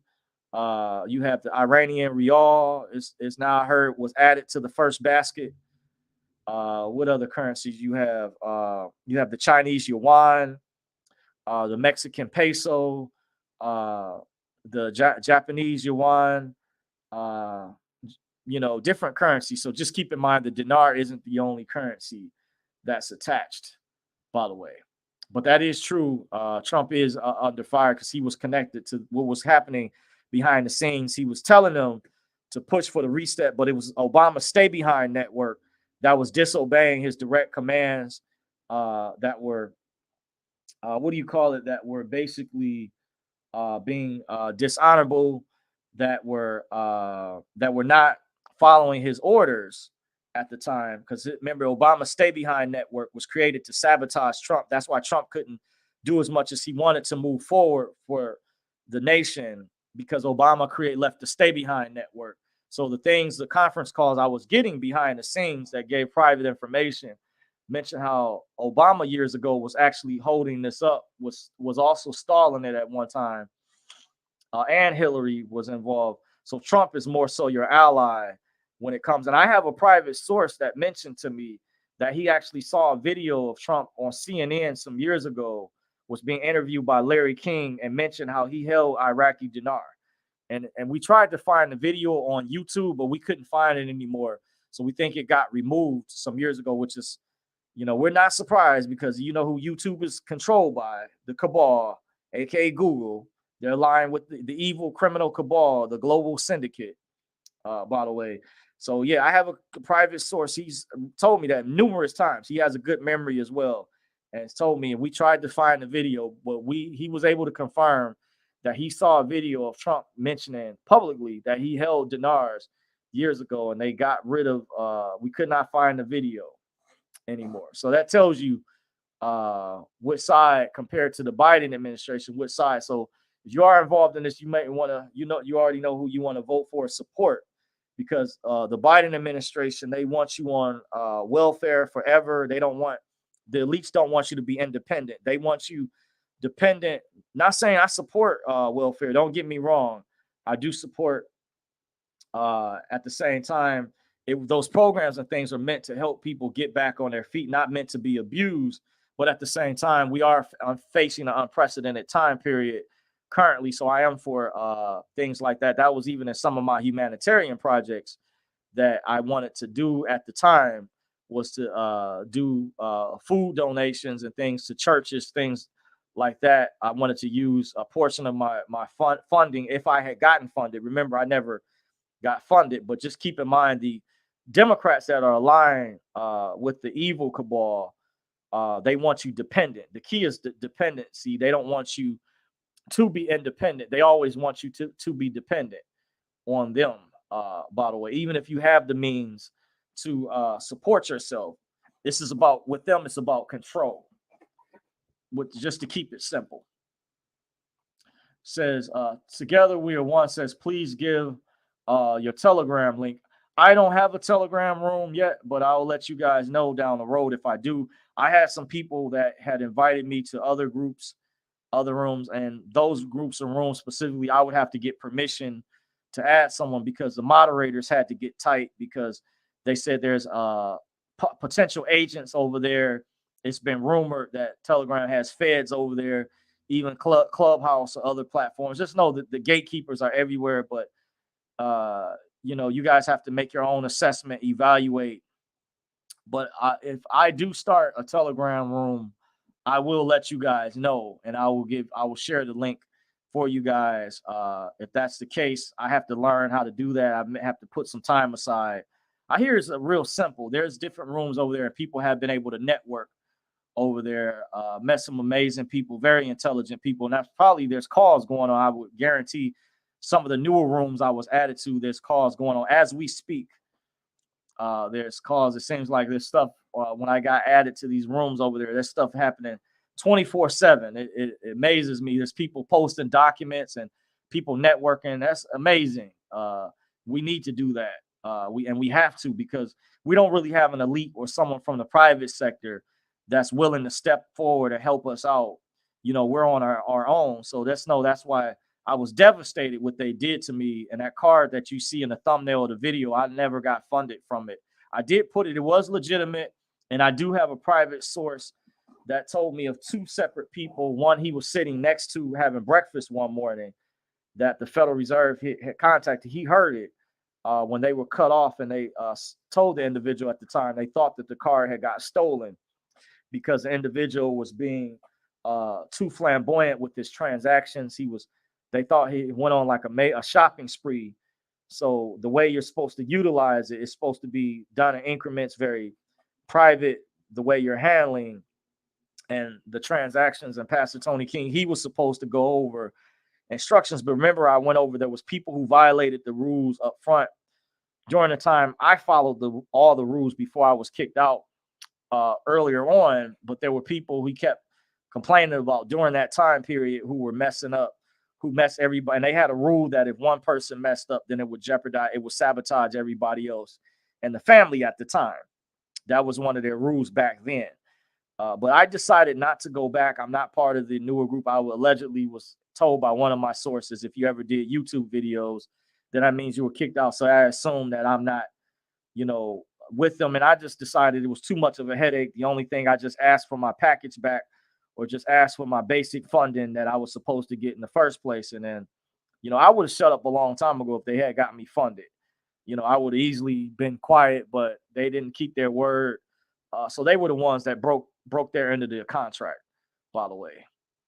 Gregory Flores says, without the blacks, we would not have a United States of America. Yes. Thank you for confirming. By the way, from what I was going over briefly, I didn't want to kind of venture too far off or seem like I was trying to take the video in a different direction, but just wanted to address some things because Pastor Tony King was also a black man, supposed to be a brother, and he didn't pull some of us to the side and look out for us. And there's other things I found out that he knew, and it's really messed up. That we, despite all the things that my people have been through, we didn't even get access to reparations yet. And he would put us through something like this. And these people behind the curtain, because he would try to claim he's not the boss. He tries not to take responsibility. But after all the stuff his own people have been through, and, we're willing to let bygones be bygones, but he never got us funded. It's just messed up. And I was just throwing that in there, by the way. Together we are one, says Eastern Stars came hard for me. There are two sets of the Masons. One group knows and the other group thinks that they know. Well, I think it's more complex than that. Together we are one. There's different chapters. They're set up. What I've learned, because I was going to pledge some years ago, and I decided not to at the time. And I actually learned about this when I was going to join a fraternity when I was at a college I used to attend many years ago. And I had a fellow alumni at the time who attended one of the initiation meetings, and he was already a traveling man. He was already a Mason at the time. And we were attending the Phi Beta Sigma meeting, initiation meeting. That was like an orientation, what the requirements were.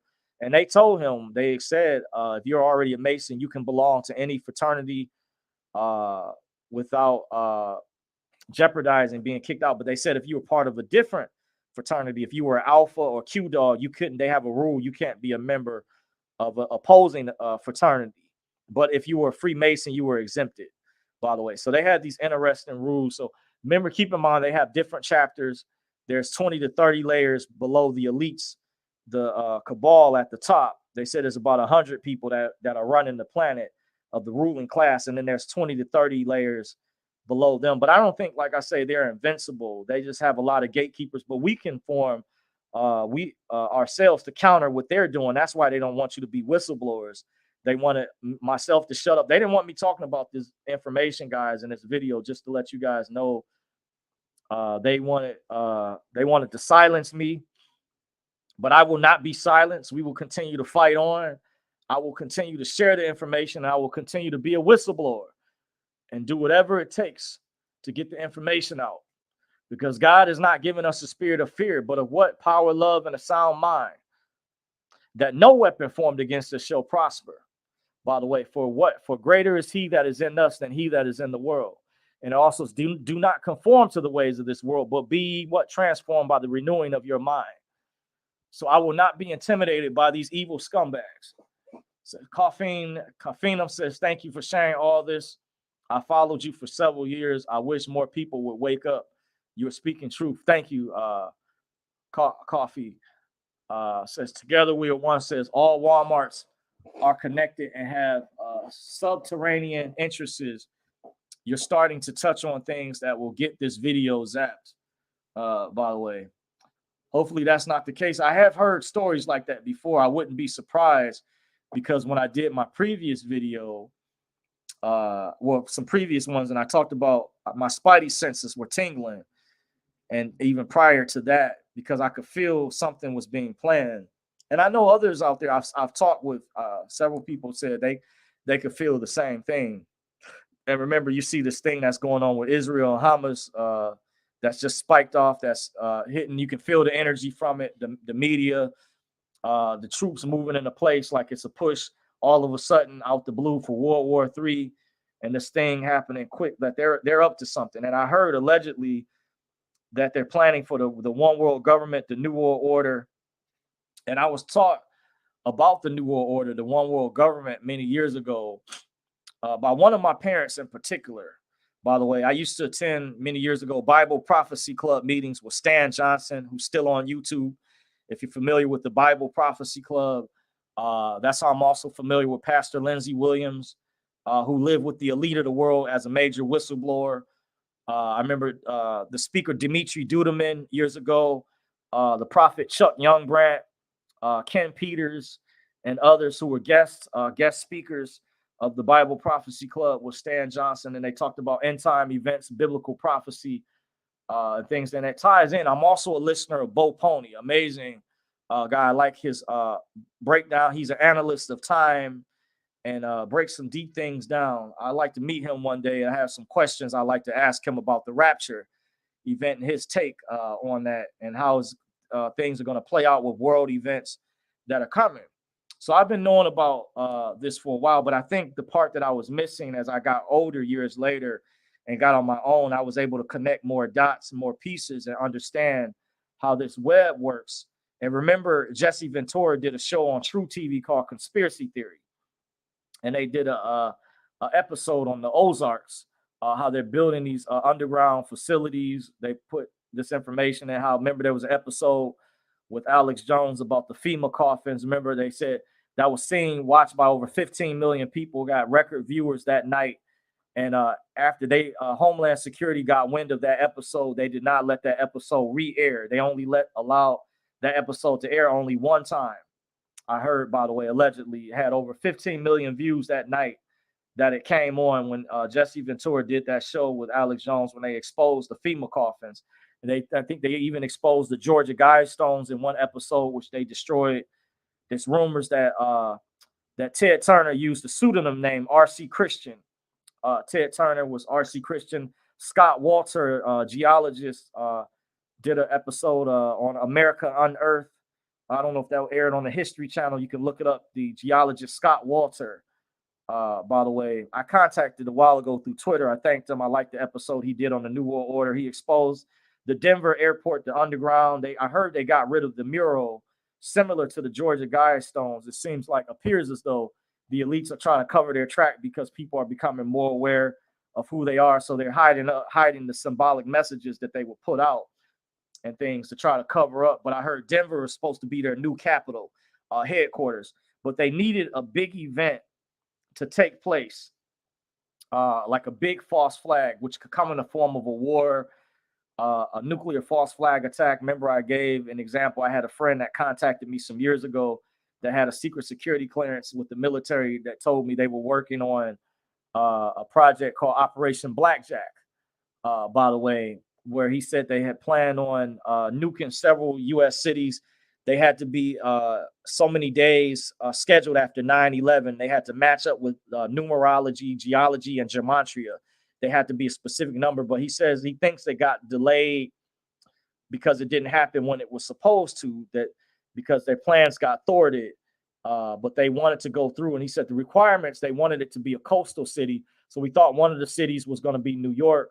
Washington, D.C. was another city that was potentially on the list. And then he said there had to be a city or two cities on the West Coast, which some think one would be Portland, the other could be Los Angeles or San Francisco. It had to be a coastal city, by the way. And they were after this event, it was going to be like the equivalent of like a newer 9/11, and they were going to move the capital to Denver, Colorado. And of course, they would use the mainstream media to push their propaganda, like ABC Nightly News with David Muir, Lester Holt, to scare people, spook people into this fear mongering and say, oh, have people scared and things, just like with this war that's going on with Hamas and Israel, that the elites at the top, very top of the pecking order, have orchestrated. The World Economic Forum, Klaus Schwab and Yuval Noah Harari, and the Rothschilds and the bankers are behind it. Watch the documentary Money Masters and Monopoly Men. Will provide the evidence. If you guys don't believe me, don't take my word for it.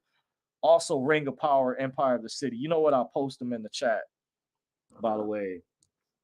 I'll post them. Monopoly Men. Always mention it.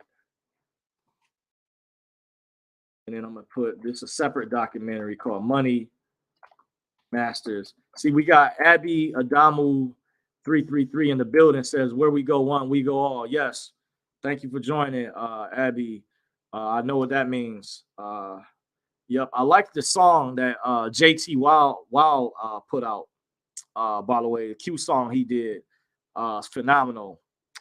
By the way, if you're familiar with that, JT Wild, I think that's the name of the artist at the time. I listen to, when I do get into other types of music, by the way.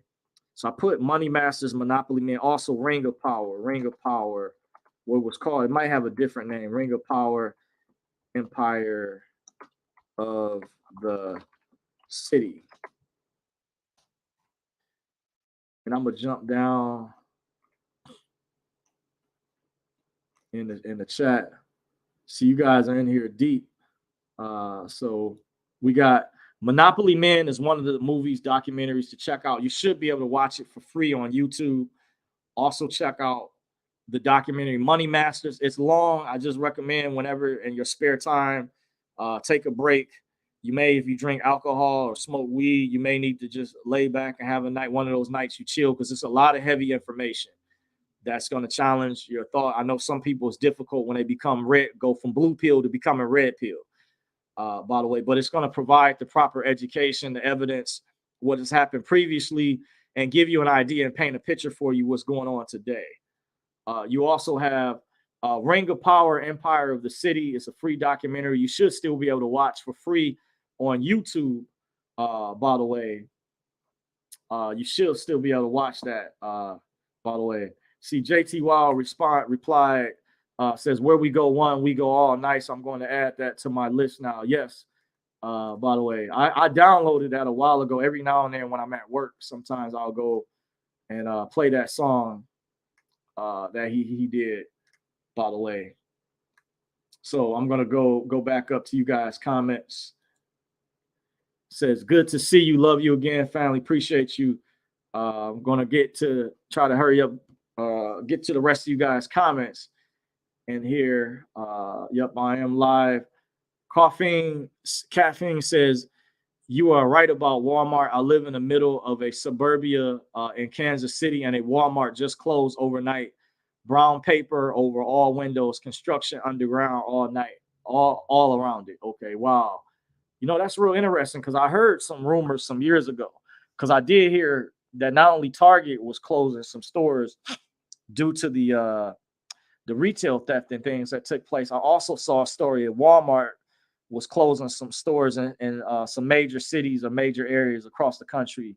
Some people thought it was due to the inside retail theft that was going on, and also the other activities that's been happening. Says Q has got it all under control. God wins. Enjoy the show. Very cute. Very interesting. I'll say I'm skeptical about Q, because we saw kind of what happened. That's this Q thing. I'm gonna go back to your comment, has been going on for quite a while. But I said we'll see. I'm 50-50. I said maybe, we'll see in the end. It's been going on a long time. By the way, if Q is going to step in, and I have my take on that as well. I could elaborate, but I want to get to the rest of the comments. Abby says, Abby, yes, John McAfee is in the driver's seat. I thought he died, by the way. I don't know if he could still be alive. Says all Walmarts are federal military posts. Yes, Walmart equals martial law. Q has said over and over. And think mirror. Okay, very interesting. Said John McAfee is Q. Very interesting. That's something new I've heard. Caffeine says, what are your thoughts on Yusuf L? I can't figure him out. He gives good info, but I find some of his info to be very misleading in a shady way. Just my observance. Well, you know, he's been around for a while. He focuses a lot on the secured party creditor process and that specific redemption education. He is very knowledgeable. He is very well studied with the law. But you know, he's also selling his seminars, his private classes he's doing too. So he's doing commerce as well. So from a marketing perspective, that's why, you know, but a lot of this information is more public now. There's a lot of new processes. There's new talented people who are out who are very, very skilled, that have amazing skill sets, like the group I discovered, Path to Freedom, with Life for the Beneficiary, aka Tamika Thorpe, and Caleb. The amazing work that they're doing is absolutely phenomenal. With that group, by the way, for those that study, I think they're the top in the game. I think Tamika's the GOAT right now, unapologetically. I like the way she teaches the information. It's concise the way she breaks the information down. And I wouldn't have known about her. I found out a friend of mine, a close friend from years ago, put me up on her, knew her personally. I found out some months back, earlier in the year. That's how I found out about that group, because I saw Caleb before I would get these people would share these messages with me, and I didn't know who he was. And I guess he works with her, but they are absolutely phenomenal in the way that they break the information down, and done a phenomenal job. But Yusuf is still good. I watch him from time to time. I have a lot of his older webinars years ago when we didn't have as good as the information was back then. I had some material from years ago, by the way, and I was willing to exchange webinars with people or information that people have too, by the way. But Yusuf, he is a good researcher. He's brought forth good information, but he does focus a lot on a secured party creditor stuff. He is very knowledgeable with the court information. There's a lot of other people out there who I studied under as well. New people I'm learning about. Amir, who's on Instagram, has good information. Amir Law, I think that's one of the names he uses. He teaches equity. Akeem L has good information, has good webinars. I studied under Jonah Bay before. He's on YouTube. James C. Lovett's channel has good information. Midwest channel has good info. By the way, I'm trying to think of some other channels out there. It's a lot of different people who now teach. That channel 0% has phenomenal information. By the way, looks like 0%. The information is related to a lot of what Jonah Bay teaches. So me personally, I'm not saying everybody has to pick their own flavor. I study multiple processes because I've been studying this information since 2004. So I'm in a different category. I can identify information as far as what's legitimate. I can make a good assessment as far as what information is legit, what information isn't, from my observation. Just giving my opinion, by the way. Maybe I could do a separate video like I did in the past of what people I recommend to follow. I'm not endorsing officially any of these people. I'm just sharing this as a courtesy. I'm not getting paid by any of these people. This is just people that I've studied under, people I've met that's helped me connect the dots with different pieces, because this information is like unconventional. A lot of people borrow from each other, share information, or have figured information out from networking with other people, to give you an idea. So the information has gotten better throughout the years. And there's been classes, webinars that people have put out that they've purchased, and they've been fine-tuned as people have gone through trial and error. The gatekeepers have also changed information in the system, so we've had to make readjustments. We've had to adjust, kind of like in sports, basketball players, sports athletes. You adjust to a team after playing them, or you identify a certain scheme during the game. You adjust to their game plan. You readjust your scheme so you can overtake what they're doing. So we've had to make adjustments By the way, throughout the years, the information has gotten better. So that's my observation on Yusufel. Still good to listen to. I'm fair to listen to everybody. All the people I named, they're more advanced than me. There's people that have passed me up. Definitely Path to Freedom. It's an amazing group. Life of the Beneficiary. To me, she's the GOAT. She's cold-blooded. The fact that I like how she breaks the information down so concisely, very concise. Brilliant. And Caleb, her assistant, he does an excellent job as well. Very brilliant young man. Phenomenal work that he puts out too. Yep. Abby says a big part of Q. Yes, not alone though. Interesting. Says not alone, but he is the original Q. He works with Trump and Greg. Very interesting. I can't confirm this stuff, guys. So he also has his own military. I'm not saying I'm not doubting some of this stuff, but that's very interesting about the Q stuff. Says Greg Hallett is the guy they said was going to be in line for King of England. By the way, I'm wondering if I've come across that information. It's been a long time since I've heard about that stuff. This is getting into some of the more esoteric information, by the way. So what I'm gonna do, I'm gonna read the rest of the comments. We just hit the 2-hour mark. I may go back over some of the notes or some of the information to finish off the topic of the video that was primarily about the Black Card sub account under a master account, what really happened. And I read you guys' comments about the private event that I attended. So Abby says, going interesting. I know it goes back fate enough to Nikola Tesla and the Romanovs. They were some of the original white hats. By the way, yeah, I heard Detroit Edison back then. Well, I say Detroit, Thomas Edison had a beef, and him and Henry Ford did some things to Nikola Tesla. By the way, because see, the elites, another thing, Tesla's technology was so advanced, they didn't want us having free energy because the light companies, because they keep us enslaved through the bills and stuff, through the utility bills. So Nikola Tesla's technology that he had at the time, I heard they did some things. You have to read up. I'm not an expert when it comes to the history, but I was shocked when I came across this. After he died in his apartment, the government seized his material, by the way, and took his technology. It's even used in HAARP, Higher Royal Active Research Project, and Scalar technology. But Tesla is credited major scientist, phenomenal scientist, and the government and Thomas Edison colluded with Henry Ford. They didn't want people to have access to the free energy, so they could charge you kind of like the way they have these high utility bills they're charging people now. Tesla's, with his technology that he had, what we already been capable of, and this is why they've suppressed independent scientists, because they want people to be dependent. Another reason, not just on the banking system, but dependent on your resources, so they can cut them off when they want to.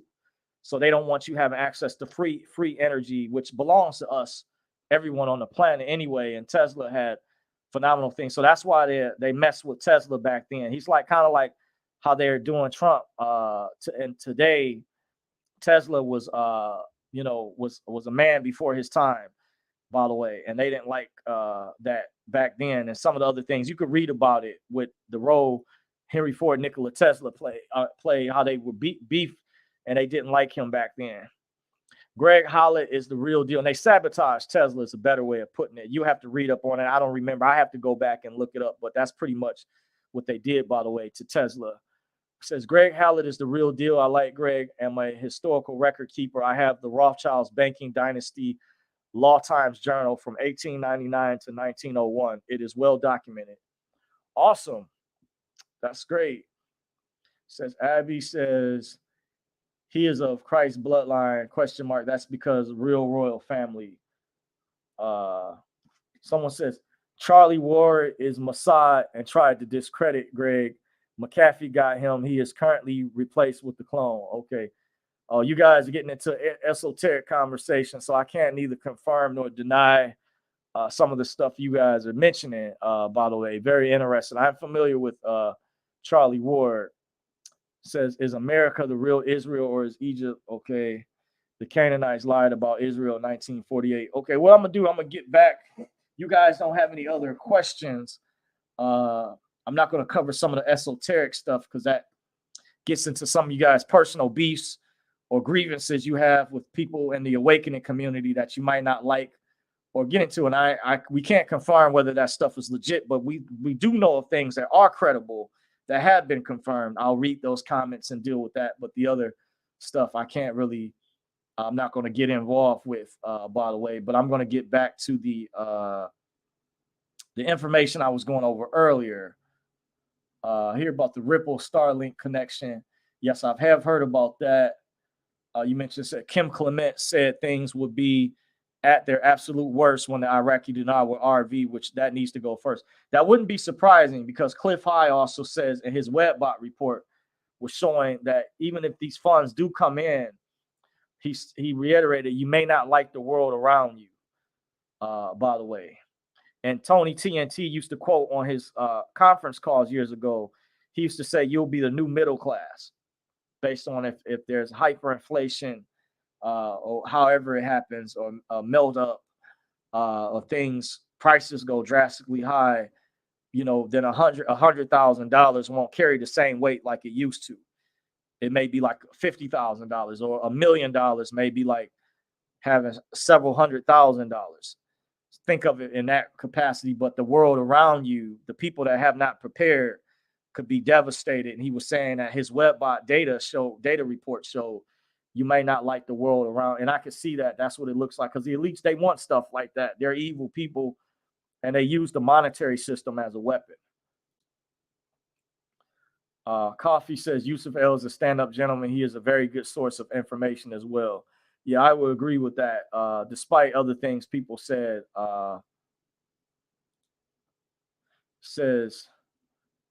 Crypto Skull says, I get the notifications exactly 24 hours after the actual live feed every time. I wonder if YouTube is trying to prevent people from getting involved. Hey, it's a possibility. Thank you for letting me know, Crypto Skull. But I just said, could just continue to do what you do. Stay subscribed. Subscribe to my new channel if you haven't. Every one of you on here, I do have a newer channel, and I do go live over there from time to time. It's at Dorsey's Resource 873. It's slightly different from this channel, at Dorsey's Resource 873. So make sure you go over there and subscribe. That's my newer channel, and I only have live videos over there for the time being, by the way. But this channel is still a lot larger. This is my original YouTube channel, by the way. I guess, yeah, this is one of the other currencies that's supposed to revalue. The Venezuelan Bolivar says Trump is under fire because he is of a Mary Magdalene and Christ Yeshua bloodline. Very interesting. I have saw there's a YouTube channel that is out there that does break down different bloodlines of famous politicians and famous people, by the way. Very interesting. Says, we do the elite from the private sector is Q brother. The Anons are 100% unstoppable. One of us gets knocked down, another steps up. Says, okay. Very interesting. Says, we do the elite from the private sector is Q brother. The Anons are 100% unstoppable. One of us gets knocked down, another steps up. Okay, very interesting. So I'm assuming you're with the good group that's allies. Says, Telegram is a wonderful world of info. I'm in many amazing groups, constant open mics. Yes, I agree. Definitely. Wow, it's a lot of you all in here. I mean, the comments are rolling in, by the way. So let's see here. I'm going to go over, before I end the video, I'm going to go back over the title of this video was Black Card Sub Account under a Master Account, what really happened. I'm going to read the rest of the information. Then I'm going to go back, read you guys' comments, and shut things down. Sound fair? Because we're already at 2 hours in. And this is a while for me, but it's good to be with you guys, answer you guys' questions, let you all know I'm still here, by the way. So I also heard from a private source, the prosperity program called Freedom Club some years ago was set up similar, where high-level administrators had access to the master account and were going to distribute funds to their members by way of sub-accounts, by the way. And years ago, Pastor Tony King, aka Anthony Fisher, by his own admission, he was warned by the FRB, that stands for Federal Reserve Bank, if this continues, that they would possibly deactivate or freeze his master account. The sub accounts were attached to his master account, in which, if you read the Federal Reserve operating circulars, which are the instructions and rules regarding how to access some of those accounts, it talks about the sub accounts as well as master accounts. So it says, I believe the spending limits, they were told, we were told at the time, well, I was informed prior, the spending limits where you could spend up to $1 million a day, allegedly, was like the spending limits for the black card. And that was separate from the DTC transaction. The DTC was a completely separate transaction altogether, by the way.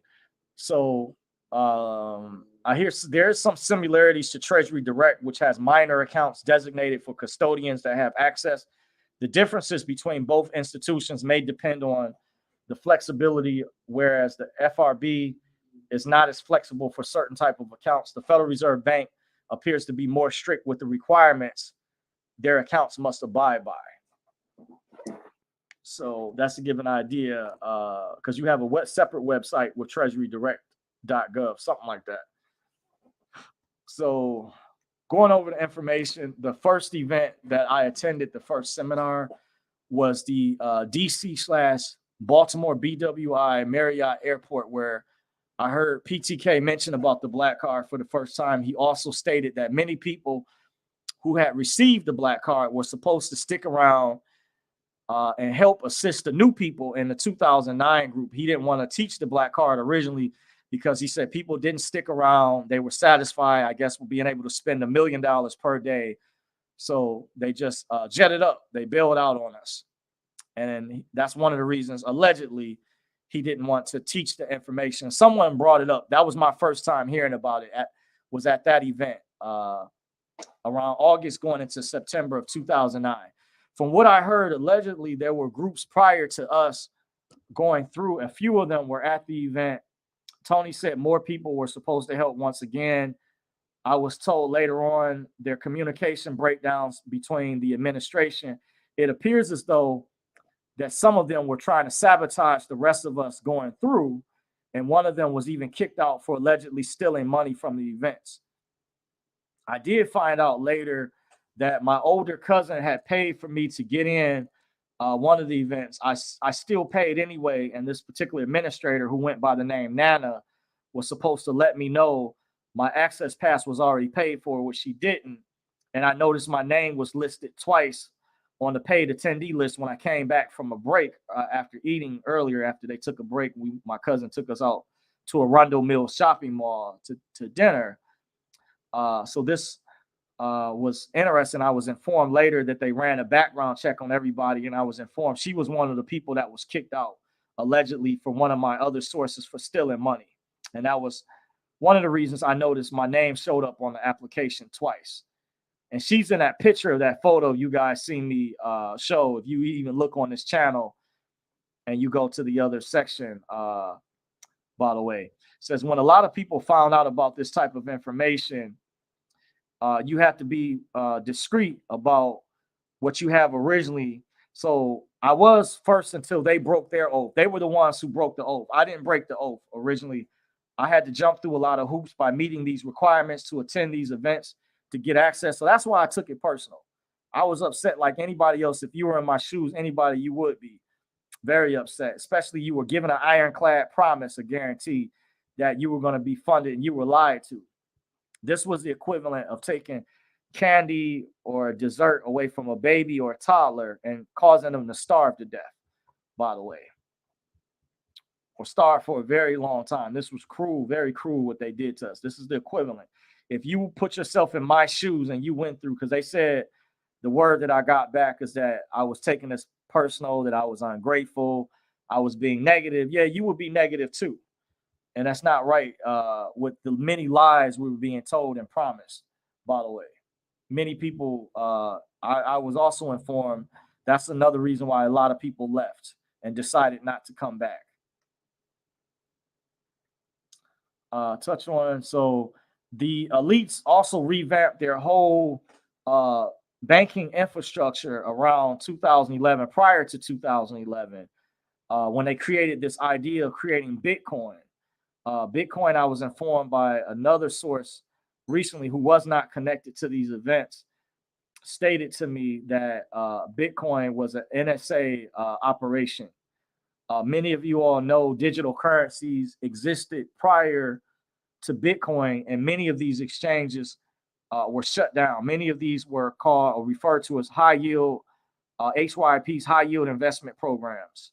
This is how I'm familiar with digital currencies, but now they call cryptos digital assets. They want to move away from using the term crypto to calling them digital assets, which served as a medium of exchange.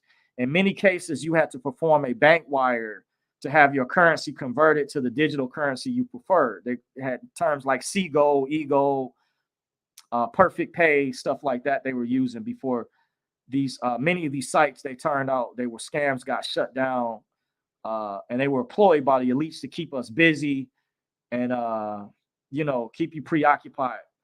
This is before Bitcoin was developed. The currency acted as an intermediary to allow you to invest in one of these high yield investment programs. So this was just prior to Bitcoin coming out. By the way, that's why I dealt with, guys, I'm from the old school. That's why I personally don't know how to do DeFi. I'm not as skilled when it comes to that regard, but I did give myself an opportunity. I studied a lot back then. A lot of people who were students of Robert Kiyosaki, students of Dave Ramsey, or financial education. I was into a lot of those things, but I got burnt out years. Even this was prior to Bitcoin, because I was part of those high yield or reverse pension programs. Some of them were known as Global Pension, Mega Pension was one of them, Imperia Investments, which I never got. Never know what happened to my package of funding from that, if that was ever legitimate. I invested, that was a German investment company, Imperia Investments. I was part of World Pension. Don't know what happened to Global Pension Plan. Someone asked me earlier what happened to the Hobo Prince guy. I said, I don't know. A lot of those prosperity programs seem like they disappeared. I heard rumors allegedly, if the dinar revalued, that some of them were allegedly going to resurface, but that remains yet to be seen. That kind of gets into this hopium Q phenomenon of like Q coming back. And I'm not going to get into that stuff because I can only speak on things that's in the here and the now, that's current, but allegedly just, that remains to be seen. That would be amazing if it did happen. But yet we're still in the current present. So I can't say, can't neither confirm nor deny if that's the case. So going to some other things, that's the gist of a lot of the information so far.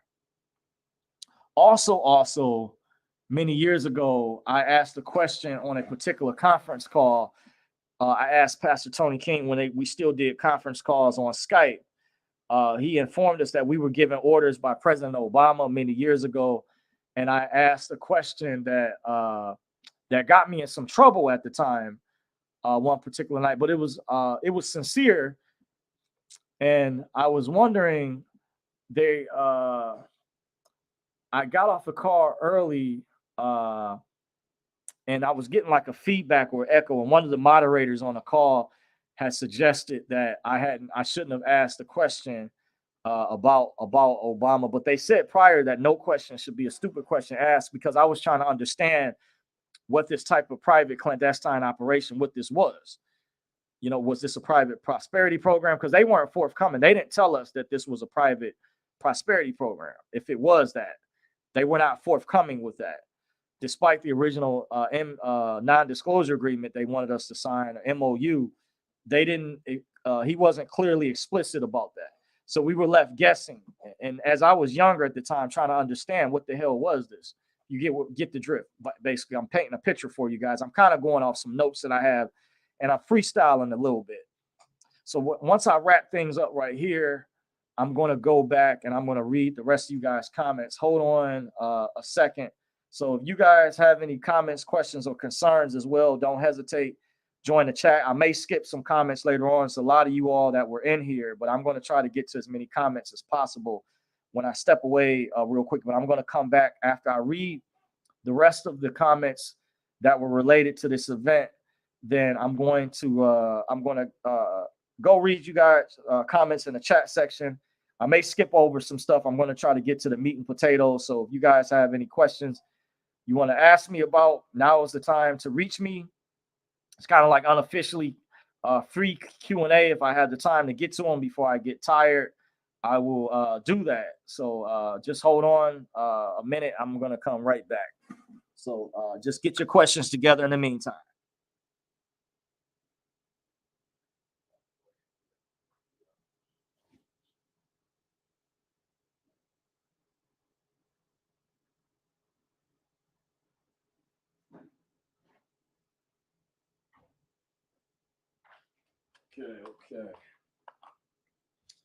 Okay, where do we leave off?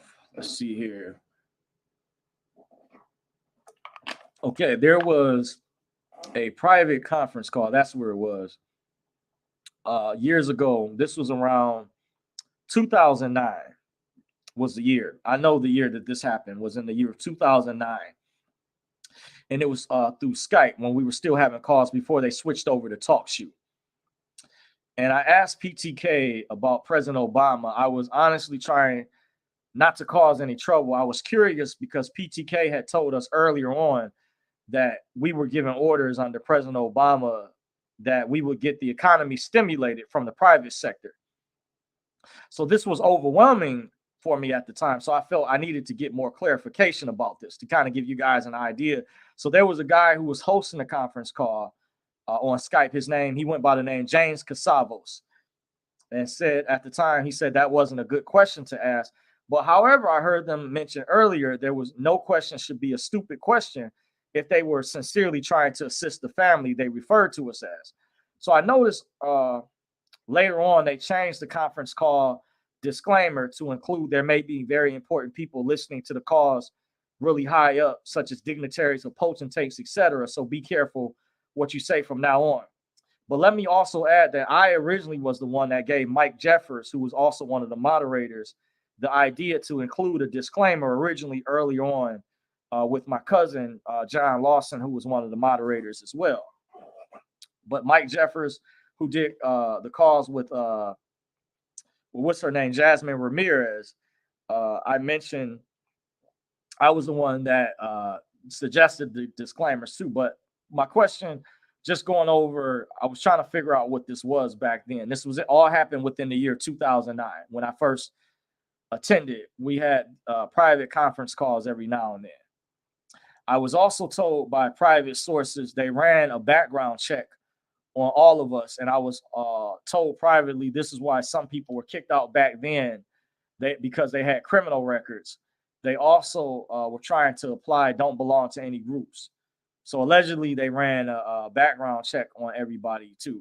So, and I also heard some stuff happen like that already with the reset or the exchange process related to the dinar separately.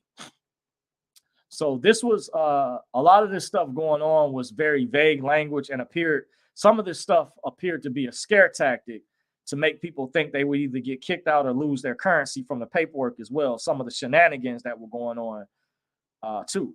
So once again, if you look up on Yahoo, Google, or whatever search engine, it's important to look up David Clarence's audios that are still online you can listen to for free.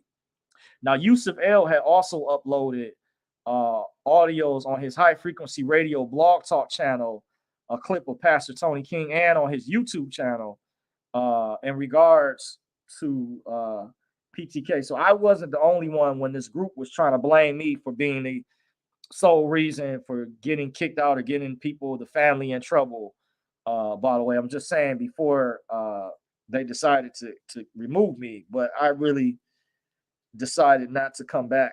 And I gave my reason earlier on. You have to go back and listen to this video after this replay is over with, as I gave my reason why I decided not to return. I mentioned that earlier, by the way.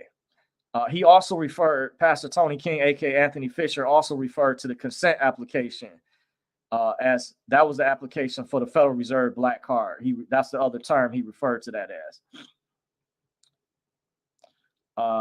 He also was trying to paint David Clarence as a member of the KKK because they were trying to discredit whistleblowers. And because David Clarence was telling from his perspective, he didn't like what David Clarence was sharing. He wanted to make David Clarence to be made out to be look like a racist. So that's why I hear it was rumors that happened with that. But David Clarence, I was informed by my source who died. She told me he was actually a paraplegic, by the way, allegedly at the time. And but Pastor Tony King didn't like, because him and Dr. Sam Kennedy back then was also a whistleblower when an event in New York did not end well, and some things happened from the event, by the way. So he mentioned that, one of my sources told me. So the people, keep in mind, these people, they don't want you thinking outside the box. They want yes men and yes women just following what their agenda is. So they had a covert agenda. They had an ulterior motive. So they were one of the reasons they were trying to discredit me for doing this directly, because I'm someone they definitely wanted on their team. However, they didn't want to burn bridges with me. At the same time, they wanted me to calm down for whatever their agenda was. So that's what appears to be what was happening. And I touched on the humanitarian projects earlier, how they wanted us to donate. They wanted a certain amount of people into the DTC. He would mention they wanted at least 5,000 people at the time, he stated. So it's like they came to us, even though it was a private event by invitation only. He was recruiting, said they needed 5,000 people into the DTC, and it only ended up with like less than 1,000 by the time the event went over with. But then he resurfaced years later, so I don't know how many more people, how many it actually is or ended up. But that's what some of the things we were told, and they wanted us to do these humanitarian projects to restart the economy. They did not specify to us at the time if the collapse would happen before or after we were funded. That was a big question. It appears as though now that they're not going to allow us to get any money, especially those of us who are not current attendees, until after the collapse happens. It appears they're going to make things go into chaos first. So the black cards were used. They were supposed to pacify us in the meantime, as we were waiting to get our funding from the DTC. By the way, that stands for Depository Trust and Clearing Corporation.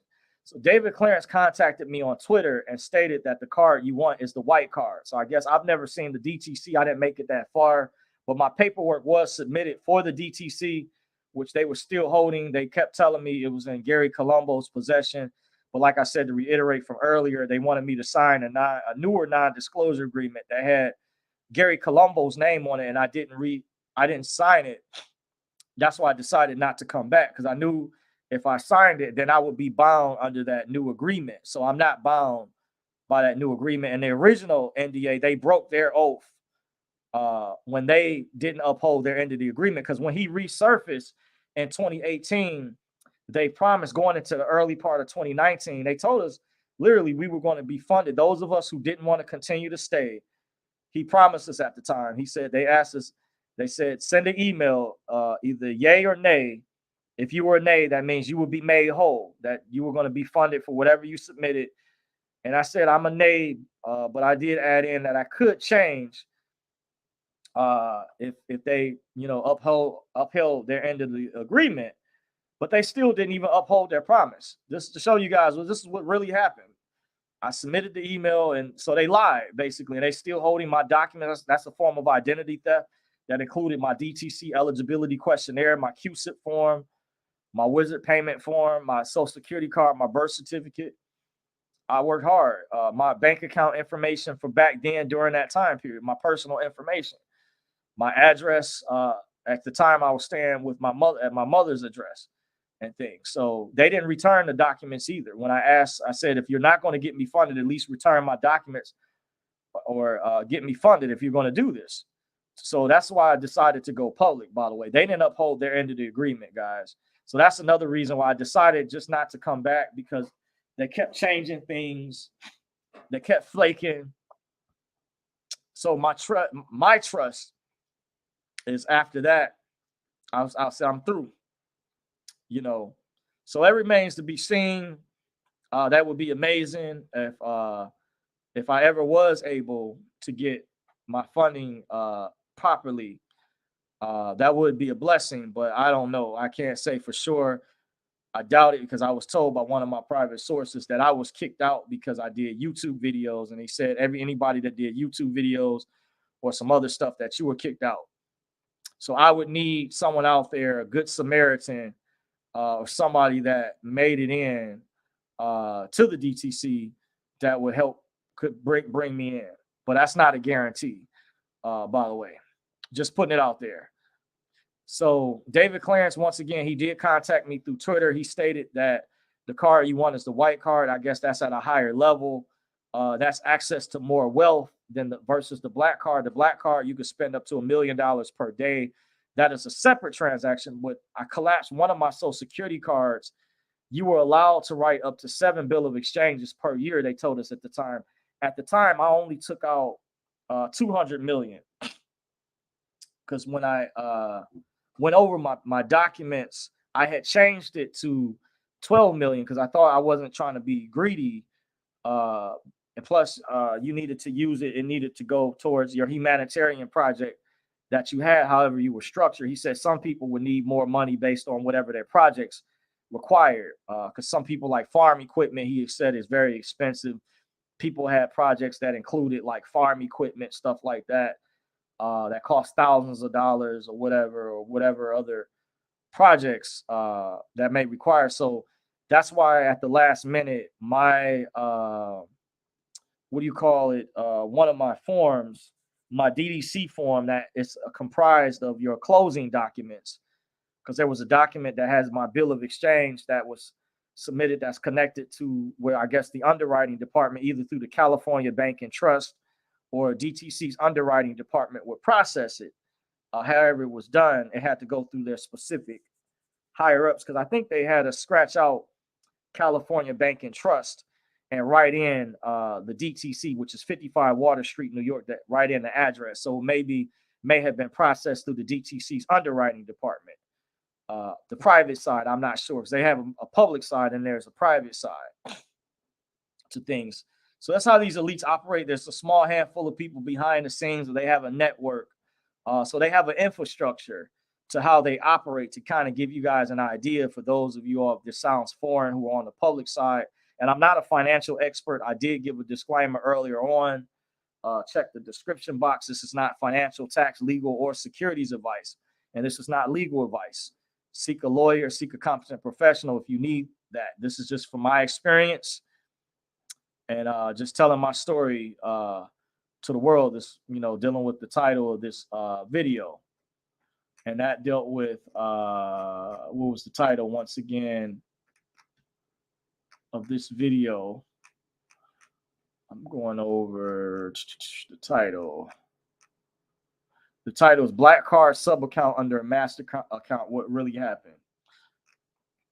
So the title of this video, once again, is Black Card Sub-Account Under a Master Account, What Really Happened, ? So I'm getting ready to go to the chat section. I'm almost finished closing up. So I heard some people emptied out ATM machines. That's another reason Pastor Tony King, aka Anthony Fisher, said he was getting in trouble with the Federal Reserve Bank.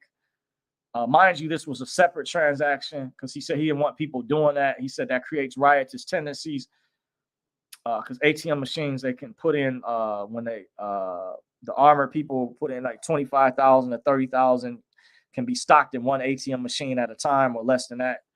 And he didn't want people, they were having a contest or whatever. He said that was another thing people were allegedly doing by private sources. So he said that was getting him in trouble with the people at the Federal Reserve Bank, the people behind the curtain, by the way. So he also stated they needed 5,000 people into the DTC, which was separate transaction. So the black cards, once again, they were supposed to pacify us in the meantime as we were waiting to get our funding from the DTC. That's why we were messed up when a lot of those other prosperity programs, the elites or good cabal decided to delay those. Those were supposed to pay out already. I forgot about that too, by the way. That's another thing why this has been delayed for so many years. Those other prosperity programs, or you guys know, prosperity packages, those were also supposed to pay out years ago because that was supposed to pacify us in the meantime. So it appears as though they put us all in a mixing pot to be sabotaged, those of us who didn't get any funding yet. So when this collapse happens, we're going to be devastated, many of us, especially if they implement hyperinflation, which is scary. This would hurt a lot of people. So that's why we didn't know what they were planning. But it appears as though if you see the writing on the wall, paying attention to what's been happening in the news, by the way. So I went over that part. So I'm pretty sure they still are, what type of, okay, I'm going over some other note. This specific, okay, I went over the specific version of,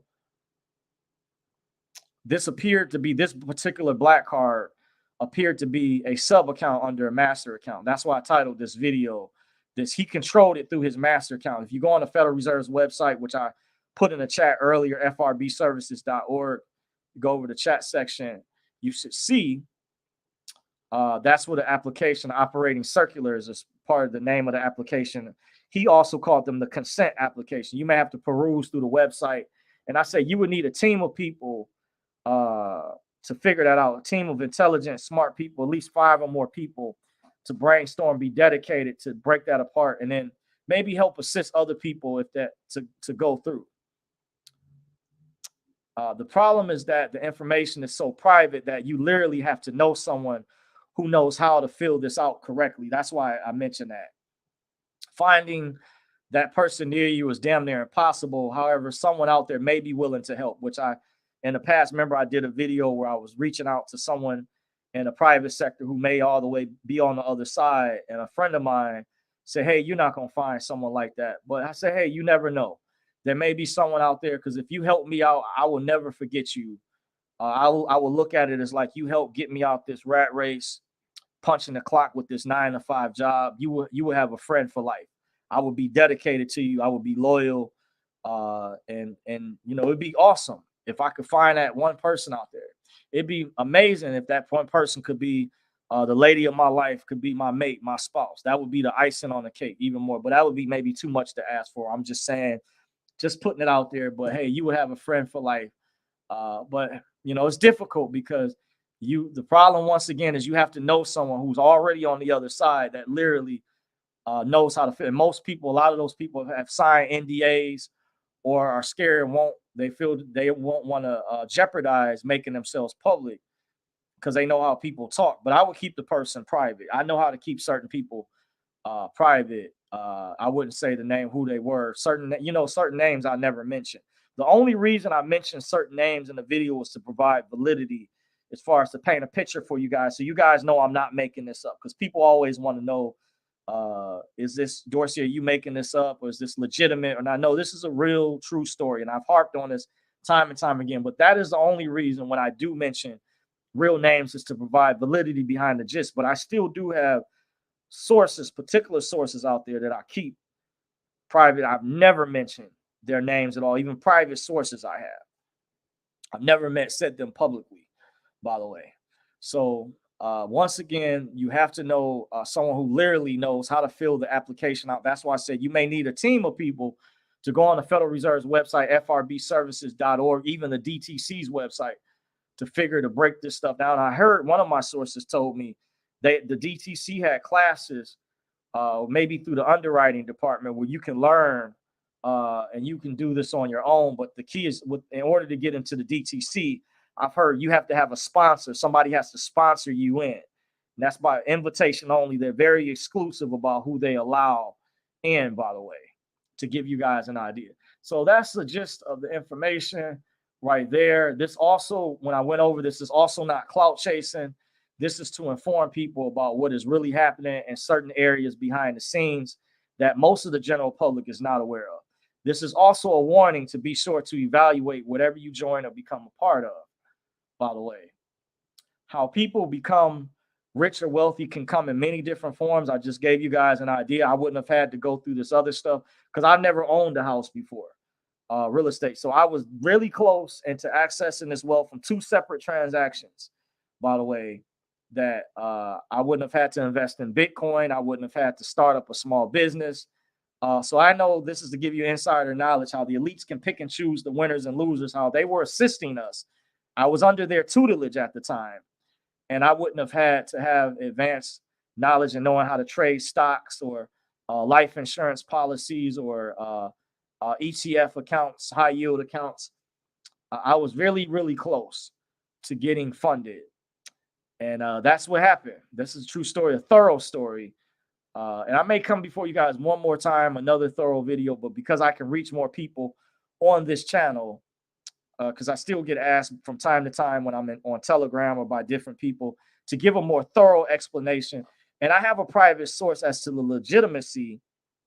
Once again, there was a guy through one of my sources who was funded. He had a background in securities where he already had a license knowing how to trade securities. And I was informed that from a source through another source that told him that Pastor Tony King showed this particular guy how to fill out the application for the black card, how to put it together correctly. And the guy understood it better because he already had a securities license, a background. And he told the other guy if he helped him out, he would have to do it privately because he had to sign an NDA. Plus, he told him that Pastor Tony King, aka Anthony Fisher, told him don't share this with anybody. So he said, but the guy had lost the guy's contact telephone number information, ironically, and didn't keep in touch with the guy. And the guy, he never called him back. He was expecting a call from him and I guess never got back in touch with them. Because, you know, when people get access to this, they disappear. They become happy with the funds and things, and they just disappear. They don't help anyone else after that. Not saying everybody, but there may be somebody out there that may be able to reach out and help someone out. And I'm putting it out there, help a brother out. You know, you would have a friend for life. It would be amazing. But just putting it out there, not saying, but this is what really happened, because it gets into this area. You know, some people use the non-disclosure agreements as an excuse, but there were people that were supposed to come back and assist the other people, even though they had to sign non-disclosure agreements. Pastor Tony King did mention this. They were supposed to come back and assist, and many of them didn't because they got the black card. And when I first heard about this at the Baltimore seminar that I attended back the end of September, August, going into September of 2009, he stated that he didn't want to teach it originally at the time because these other people didn't come back and help because they were able to spend $1 million per day. And he said, this is not what this is about.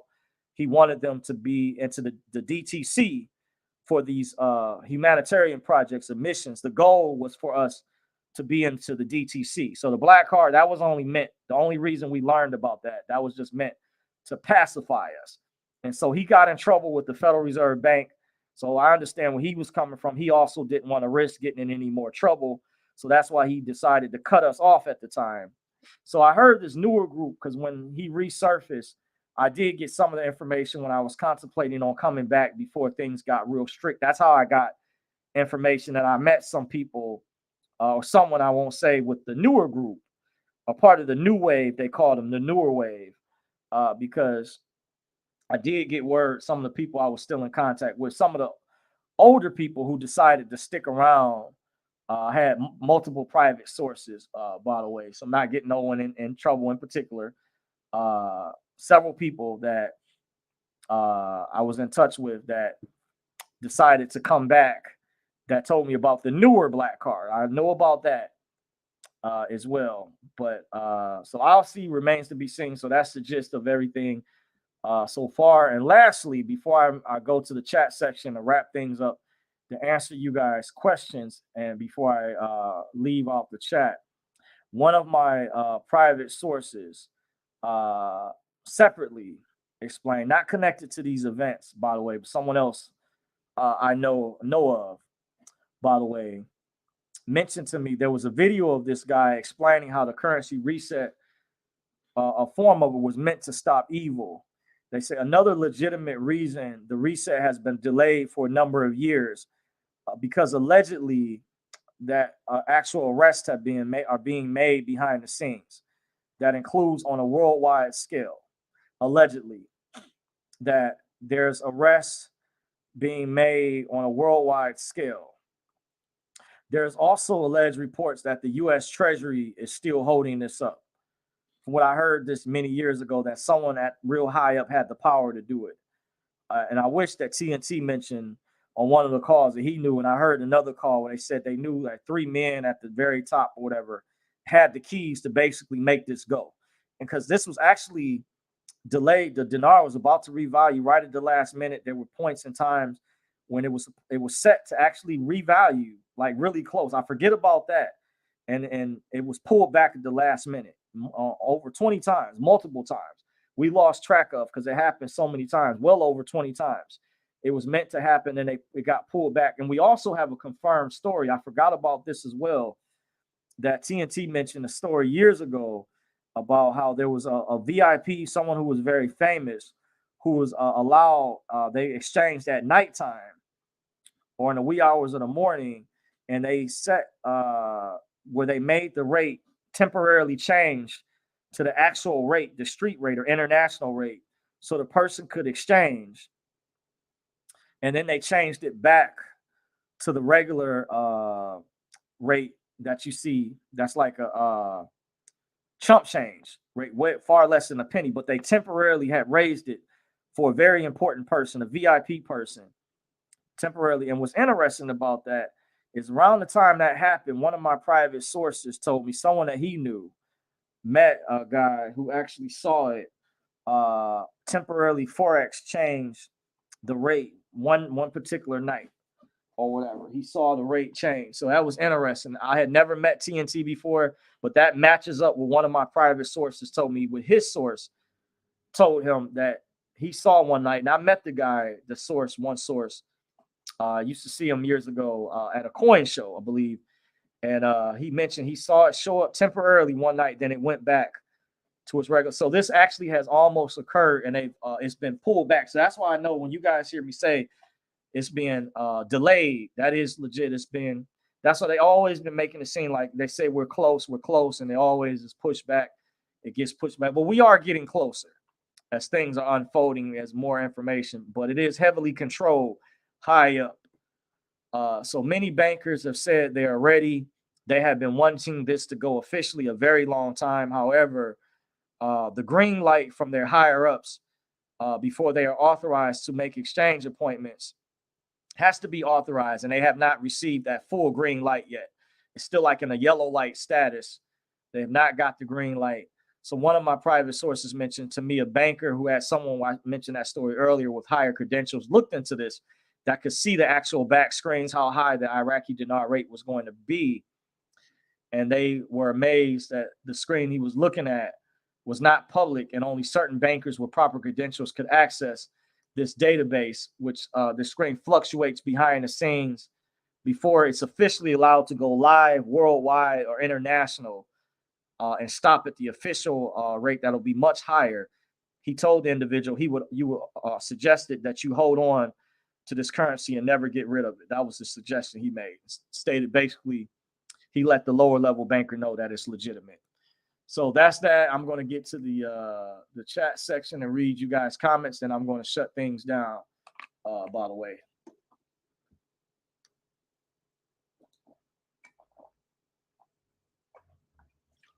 Okay. Someone says we are owed everything to the Moors. Abi says the real indigenous people of this land. Okay, very interesting. Some comments. I know a lot of you guys have a lot of comments, so I'm not sure if I'm going to get to everybody, but I might skip certain comments. I may roll through. Caffeine says, thank you for your opinion about Yusuf. I have followed him for quite some time, but little spidey antennas are up all the time. I hate that I'm that way. Okay, I understand. Yes, I definitely understand where you're coming from. Coffee says, Yusuf L helped me when I was under extreme attack. He has grown a bit jaded, but who wouldn't when dealing with all these agents? Yes, I agree, definitely. Someone says the FEMA coffins are what you are given in the Cobb County jail when they put you in general population. Wow, yeah, I have heard down in Georgia, those jails are no joke. That Fulton County jail was no joke, because that's Cobb County is because I knew about that stuff that went on with the election, so I followed heavily what was going down there in Cobb County, Fulton County. I heard, yeah, it's really, really bad, by the way. I'm going to jump ahead. Wow, a lot of you guys' comments are in here. I'm going to scroll way down. So I just jumped all the way to the bottom. I'm going to work my way up. Uh, so see, these comments came in. This comment is at 133. This is the latest comment. I jumped ahead. It says, if the clones keep it going, that clearly shows it ain't going to happen. It says, organic Rotobot or have been around since the 50. Okay. Says the whole revalue Nassar crap was meant to happen in the 2000s. Yes, I heard it's been delayed for a very long time. It was supposed to go a long time ago, but it's been revamped, by the way. A lot of changes have been made. Okay, you guys, a lot of you guys are talking about this esoteric stuff. So I'm gonna get to some more meat and potatoes. Hopefully, says arrest globally. Yeah, I read some of that.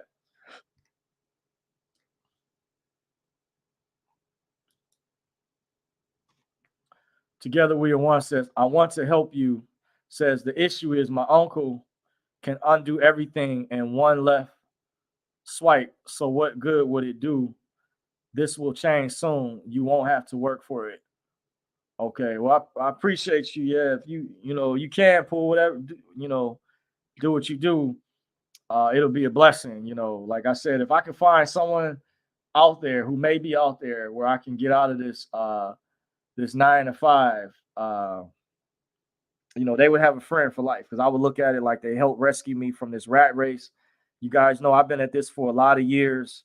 I'm getting older now, and I'm still on the graveyard shift, by the way. Even though my supervisor, he did change my schedule, it's much better than the schedule in the past. Was harder, but I've gone through it at times. I heard they say you're working the trials of Job symbolically. He told us years ago to read the book of Job when you're still doing on a just over broke these 9 to 5 jobs. Says receipts are always provided with Dorsey. Thank you for confirming. Says part of my purpose is to bring forth all with little effort on their end. Says miracles and coming for all. Thank you for being positive. Says I believe in good things coming. Says name says I'm Jenna, which means heaven in Arabic. Okay, wow. I learned how to speak a little bit of Arabic when I used to work at a plant some years ago. By the way, my great grandfather is actually Jewish. I was informed on my father's side of the family, so I work with different cultures, and I learned to speak a little bit from the people at the store I used to attend years ago. Uh, by the way, I know Arabic and Arabic. Kef Halik means how are you? Alhamdulillah means praise to Allah. Believe they're praying to the same God. Many of these religions, my friend can break down, are connected. Christianity and Islam are the Abrahamic faiths, he calls them. He can break down the connection, where they came from, where they derived from. By the way, Marhaba means it's welcome or like a greetings. I learned that is Arabic for welcome. Shukran means thank you in Arabic, by the way. Says, okay, let me read some of these other comments. Says, yes, absolutely. I cannot wait to meet you all, hug you all, celebrate with you all. Amazing. Avi says, are you on Instagram? It's my only social media at this point. Yes, and to give you a heads up, Instagram is my more liberal side. If you want to follow me on social media, I did put it in the description box. I am on True Social, by the way. I'm currently not a registered voter. I have not been a registered voter since 2004. So even though I do get political at times, I have political commentary. Technically, I'm not a Democrat or Republican. I'm not paid by any of these people. I'm just giving my way in, my opinion from my evaluation, my assessment of the situation. Keep in mind, everyone's individual circumstance or situation may be different based on their jurisdictions where people live at. So politics is not all created equal. Wherever you live at, stay is different, going to be different where you at. But Instagram is my more liberal side. I used to be on Parler. They got rid of Parler. Of course, they destroyed it. I'm on True Social now. I'm also on Minds.com. I haven't made it to Mike Lindell's platform, Frank Speech. You have some other platforms that have replaced Twitter, that have grown exponentially. Rumble. I am on Rumble, by the way. I meant to put that Rumble in the chat section, by the way, but you guys can look me up on Rumble. Matter of fact, if I get a chance, I'm gonna see if I can put it in the chat section. If you guys want to follow me on Rumble, by the way. So Rumble is like a good alternative to YouTube. It's more independent. Even though I heard they do censor slightly, but they allow freedom of speech. They respect the laws more so. Where Google and Apple, the big tech companies, are violating a lot of the antitrust laws. Google, Rumble is like a good alternative. It's a video web hosting platform, by the way. So I'm gonna go to my channel. I'm gonna go to my content.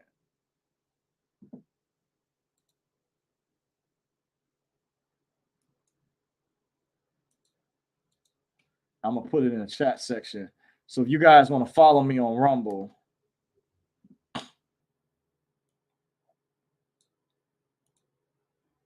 right here. Well, this is that's my account. But I'm at Dorsey's Resource. I do have a picture up for my Rumble account. I only have 4 videos so far. So that link should take you to my video section if you're having trouble finding me. But that's the name of my channel on Rumble. That's where I'm at. I have four videos over on Rumble. And the 4 videos that I have uploaded, they were videos that YouTube removed. So all my videos on Rumble were videos that YouTube had removed either from this channel or my other channel, by the way. So Rumble is a good backup to have. So I'm going to read some of the rest of you guys' comments before I leave, before I get out of here. Coffee says, I saw that episode. I know of all the Ozarks underground stuff. Says it's really crazy. Little towns with 2,000 population, KU Latino, and 50 banks. Have you seen that huge castle built? Ozarks is built to withstand. Yes, I remember when Jesse Ventura did an episode on that years ago. Yep. Target, Walmart, Starbucks, McDonald's are all connected to underground. Okay. Says the 100 Monkey Syndrome will commit soon enough. God willing, this great awakening can't be stopped. Interesting. Says that Tesla research was given to Trump's uncle, John Trump's, after they off Tesla. Very interesting. That's some stuff I don't know about. That gets more specific. Together we are one, says Abe, Greg. It's the Christ bloodline. There are 2 Jesus, and we're cousins, Princess Diana and Trump also. I have heard of that before. I am familiar with you guys are having a conversation about the bloodline stuff. I just saying for people who are new or to this type of information and may not understand, I'm just letting them know the difference. I try to stick, for the sake of this particular video, with things that we can prove. But you guys do know I do pontificate. I do get off into other topics that's not related to the topic of the video. So just keep in mind, disclaimer for those watching, I can't confirm some of the things mentioned about the bloodlines, but it's good conversation to have those of us who like to discuss this type of information. That's part of the Awakening community. I myself am awake to it. I've read it because I'm familiar with David Icke's books, but just to let you know, some of my listeners, people watching, may not be familiar with some of this information. Abby says, man, I love you, brother. How you touch on these comments. True blessing to hear your perspective. Very professional and informative. Much appreciated, brother. Thank you for confirming. Appreciate you for joining. Says, together we are one. Says, Trump's father's middle name is Christ and his grandmother's are well, if I'm recalling correctly. Okay, thank you for that info. Says, yes, Mary Christ, I believe. Okay, I'm going to read some more comments. Says, great to be with you, bro. Much love and light and healing in the name of the King, Yeshua HaMashiach. We need more Dorseys out here. Appreciate you. Says, love to you all, beautiful family. I'm so grateful for you. What a special night to have been able to interact with you. I'm so impressed with you all. Says Bitcoin was used to purchase bad things that I will not mention here. Look up the name of Google's parent company and then look at the name of their search engine. Yeah, I am familiar with that story of that guy who got in trouble some years ago about the dark web that was selling stuff and dealing with trafficking. That's why a lot of people, some people who knew about that, were apprehensive on getting involved in Bitcoin. I don't remember the guy's name, but I heard allegedly he was prosecuted down in Texas because some years ago, over a decade ago, a friend of mine, we were having a conversation and he brought up the dark web and he told me he didn't want to tell me about it until in person. And I told him, I said, you'll probably forget if you, he didn't want to tell me about it. I said, what is it? And so, make a long story short, I ended up stumbling across the information, finding out, and then I was able to piece together this is what a close friend of mine had shared. He didn't want to tell me at the time when we were speaking over the public phones. He was apprehensive of sharing, and I ended up finding out. So, yes, I am familiar with that information, by the way. No, see you guys. I know maybe getting ready to go to bed. I know it's getting late Eastern time. Appreciate you guys who are joining, who are getting ready to turn in. I'm getting ready in a little bit to shut things down myself. Thank you guys who stayed up. I know it's about 1:45 a.m. Eastern Standard Time, Monday, October 16th, 2023 at the time, currently. So thank you guys who joined so far. I know it's late. Says the clue is always in the name. My name holds a Tesla key 0 point field energy wands. I work with them and do great and mighty things. Abby says prayer. Says thank you so much. I've been looking into the Rife machine myself and the radon coil, etc. Shungite and organic, etc. Amazing stuff. Yes, I've heard of shungite. I had some of that ingredient, I think, in some of the supplements I've taken, by the way. It's very powerful stuff. Says, brother, is your email the same? It says, if so, I have you in my email account and I will be in touch. Yes, it is. It should be in the description box. If not of this video, you can check my previous videos of how to contact me or what requirements I have to get in touch with me, by the way, specifically. And in regard, if you are someone who has the credentials, who has the ability, who is on the other side, as I mentioned earlier, and I would not say your real name, your real identity, and you want to help assist me or of things, I will keep you private. And it's not in regards to no private consultation. You won't have to pay a consultation fee. You're exempted from that. Remember, I mentioned specifically in the past, a long time ago, I said for certain people, and the only reason I did do the consultation stuff was because I was getting so many requests and I couldn't keep up. And I also was attempting to grow the channel some more, but things have changed drastically. So for certain people, they're exempted from consultation. I wouldn't mind networking, especially those that have the skill sets or have the credentials or have the ability to help assist me. I have another friend, someone I'm close to, that I may have an opportunity to. I got a hold of some really powerful information to cross over, but the only thing, sometimes there's stipulations that do come with. In this instance, I'll say, because I'm not revealing a person's identity. I've never have on here. But they wanted me, let's say, I may have to, if I was to, let's say, make it official and become a Mason, a Freemason, then I wouldn't be able to talk to you guys anymore. I would have to basically, I would be locked in because unofficially I know how the craft works in a way. I wouldn't be talking as much anymore. I would be more private, but I would be maybe in a position, if I was to take that approach, to do things for humanity, to help individuals out. And then I would have a connection to certain people in certain circles, arenas. I would be able to get access if I decided to go that route. That's a proposal potentially but it's very difficult in weighing that decision. You guys know I've been transparent with you all. I've been forthcoming, but that may be one of the requirements potentially if I was to go that route.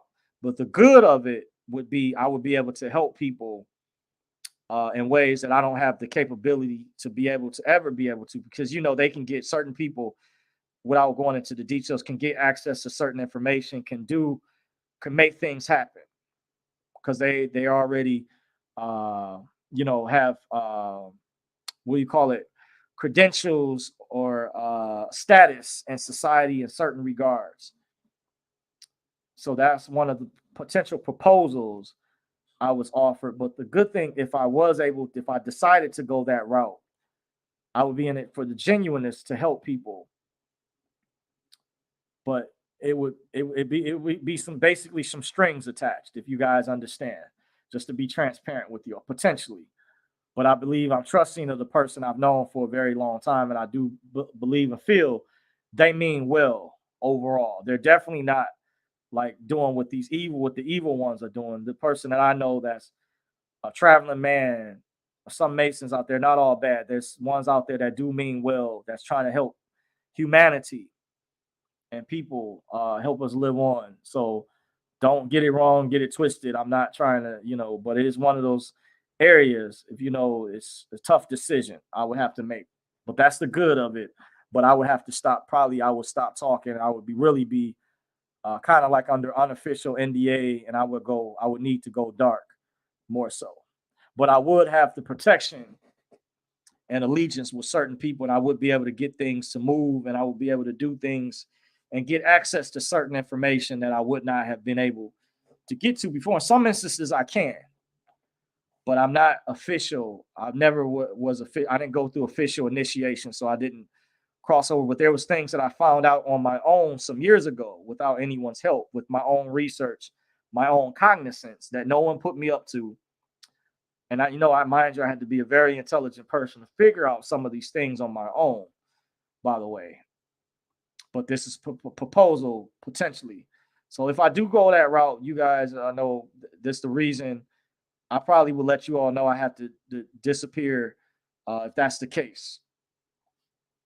But I am willing to, if I can get someone to reach out to me that has the right credentials. Say your information machine, Dorsey. Salute you. Thank you. Appreciate you. Abi says you. Yes, Abi. He is one of the best. Appreciate you. Thank you. Prayer says, love is the only answer. Never forget. We need each other now more than ever. Love brought us to life. We are together and we are one. Phonetics and emphasize. Yes, I did read in David Icke's books, at the end of his books, he talks about love resonates at a higher frequency, because hate is at a lower frequency, or fear is false emotions appearing real. Some people say false evidence appearing real. I was taught false emotions appearing real was similar, and there's even some other variations as well. But love resonates at a higher frequency. Says together we are one. I wish all of you miracles that you cannot comprehend. Thank you. Says if you are reading this right now, it's because you are chosen. You are not here by accident. Says hallelujah. Thank you, Q brother, and you're a blessing. The best has yet to come. Yes, absolutely. I cannot wait to meet you all, hug you all, celebrate you all. Okay, I read that earlier.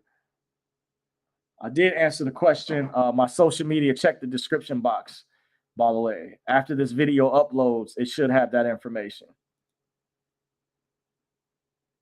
Says, yes, absolutely. Would leave my email here in the chat, but I assume I'll get spammed to no end. Would love to know more about the Zero Energy Points Tesla wands.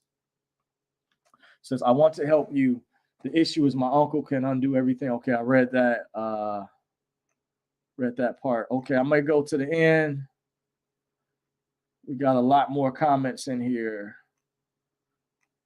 I'm going to get to the meat and potatoes before I get ready to leave. Thank you all for joining. Those who continue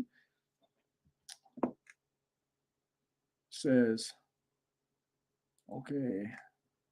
Says, I will make organize. Okay, let me jump back up.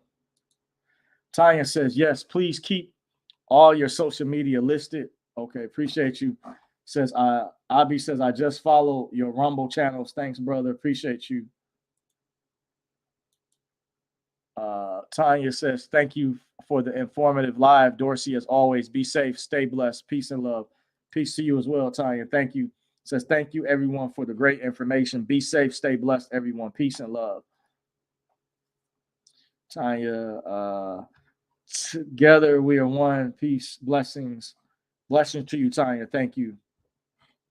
Together we are one. Says, I make organite. I make it with Shungite. She says, I will be in touch and I will help you in any way for free.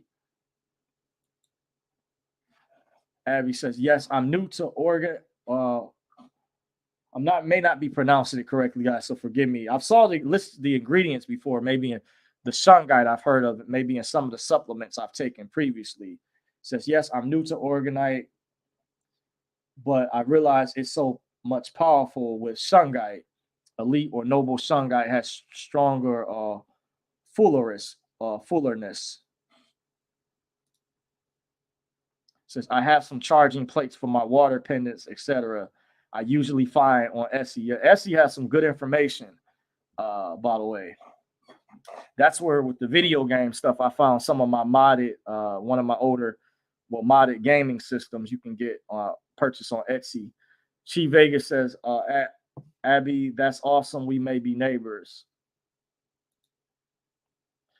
Together we are one, says Abby, that's awesome.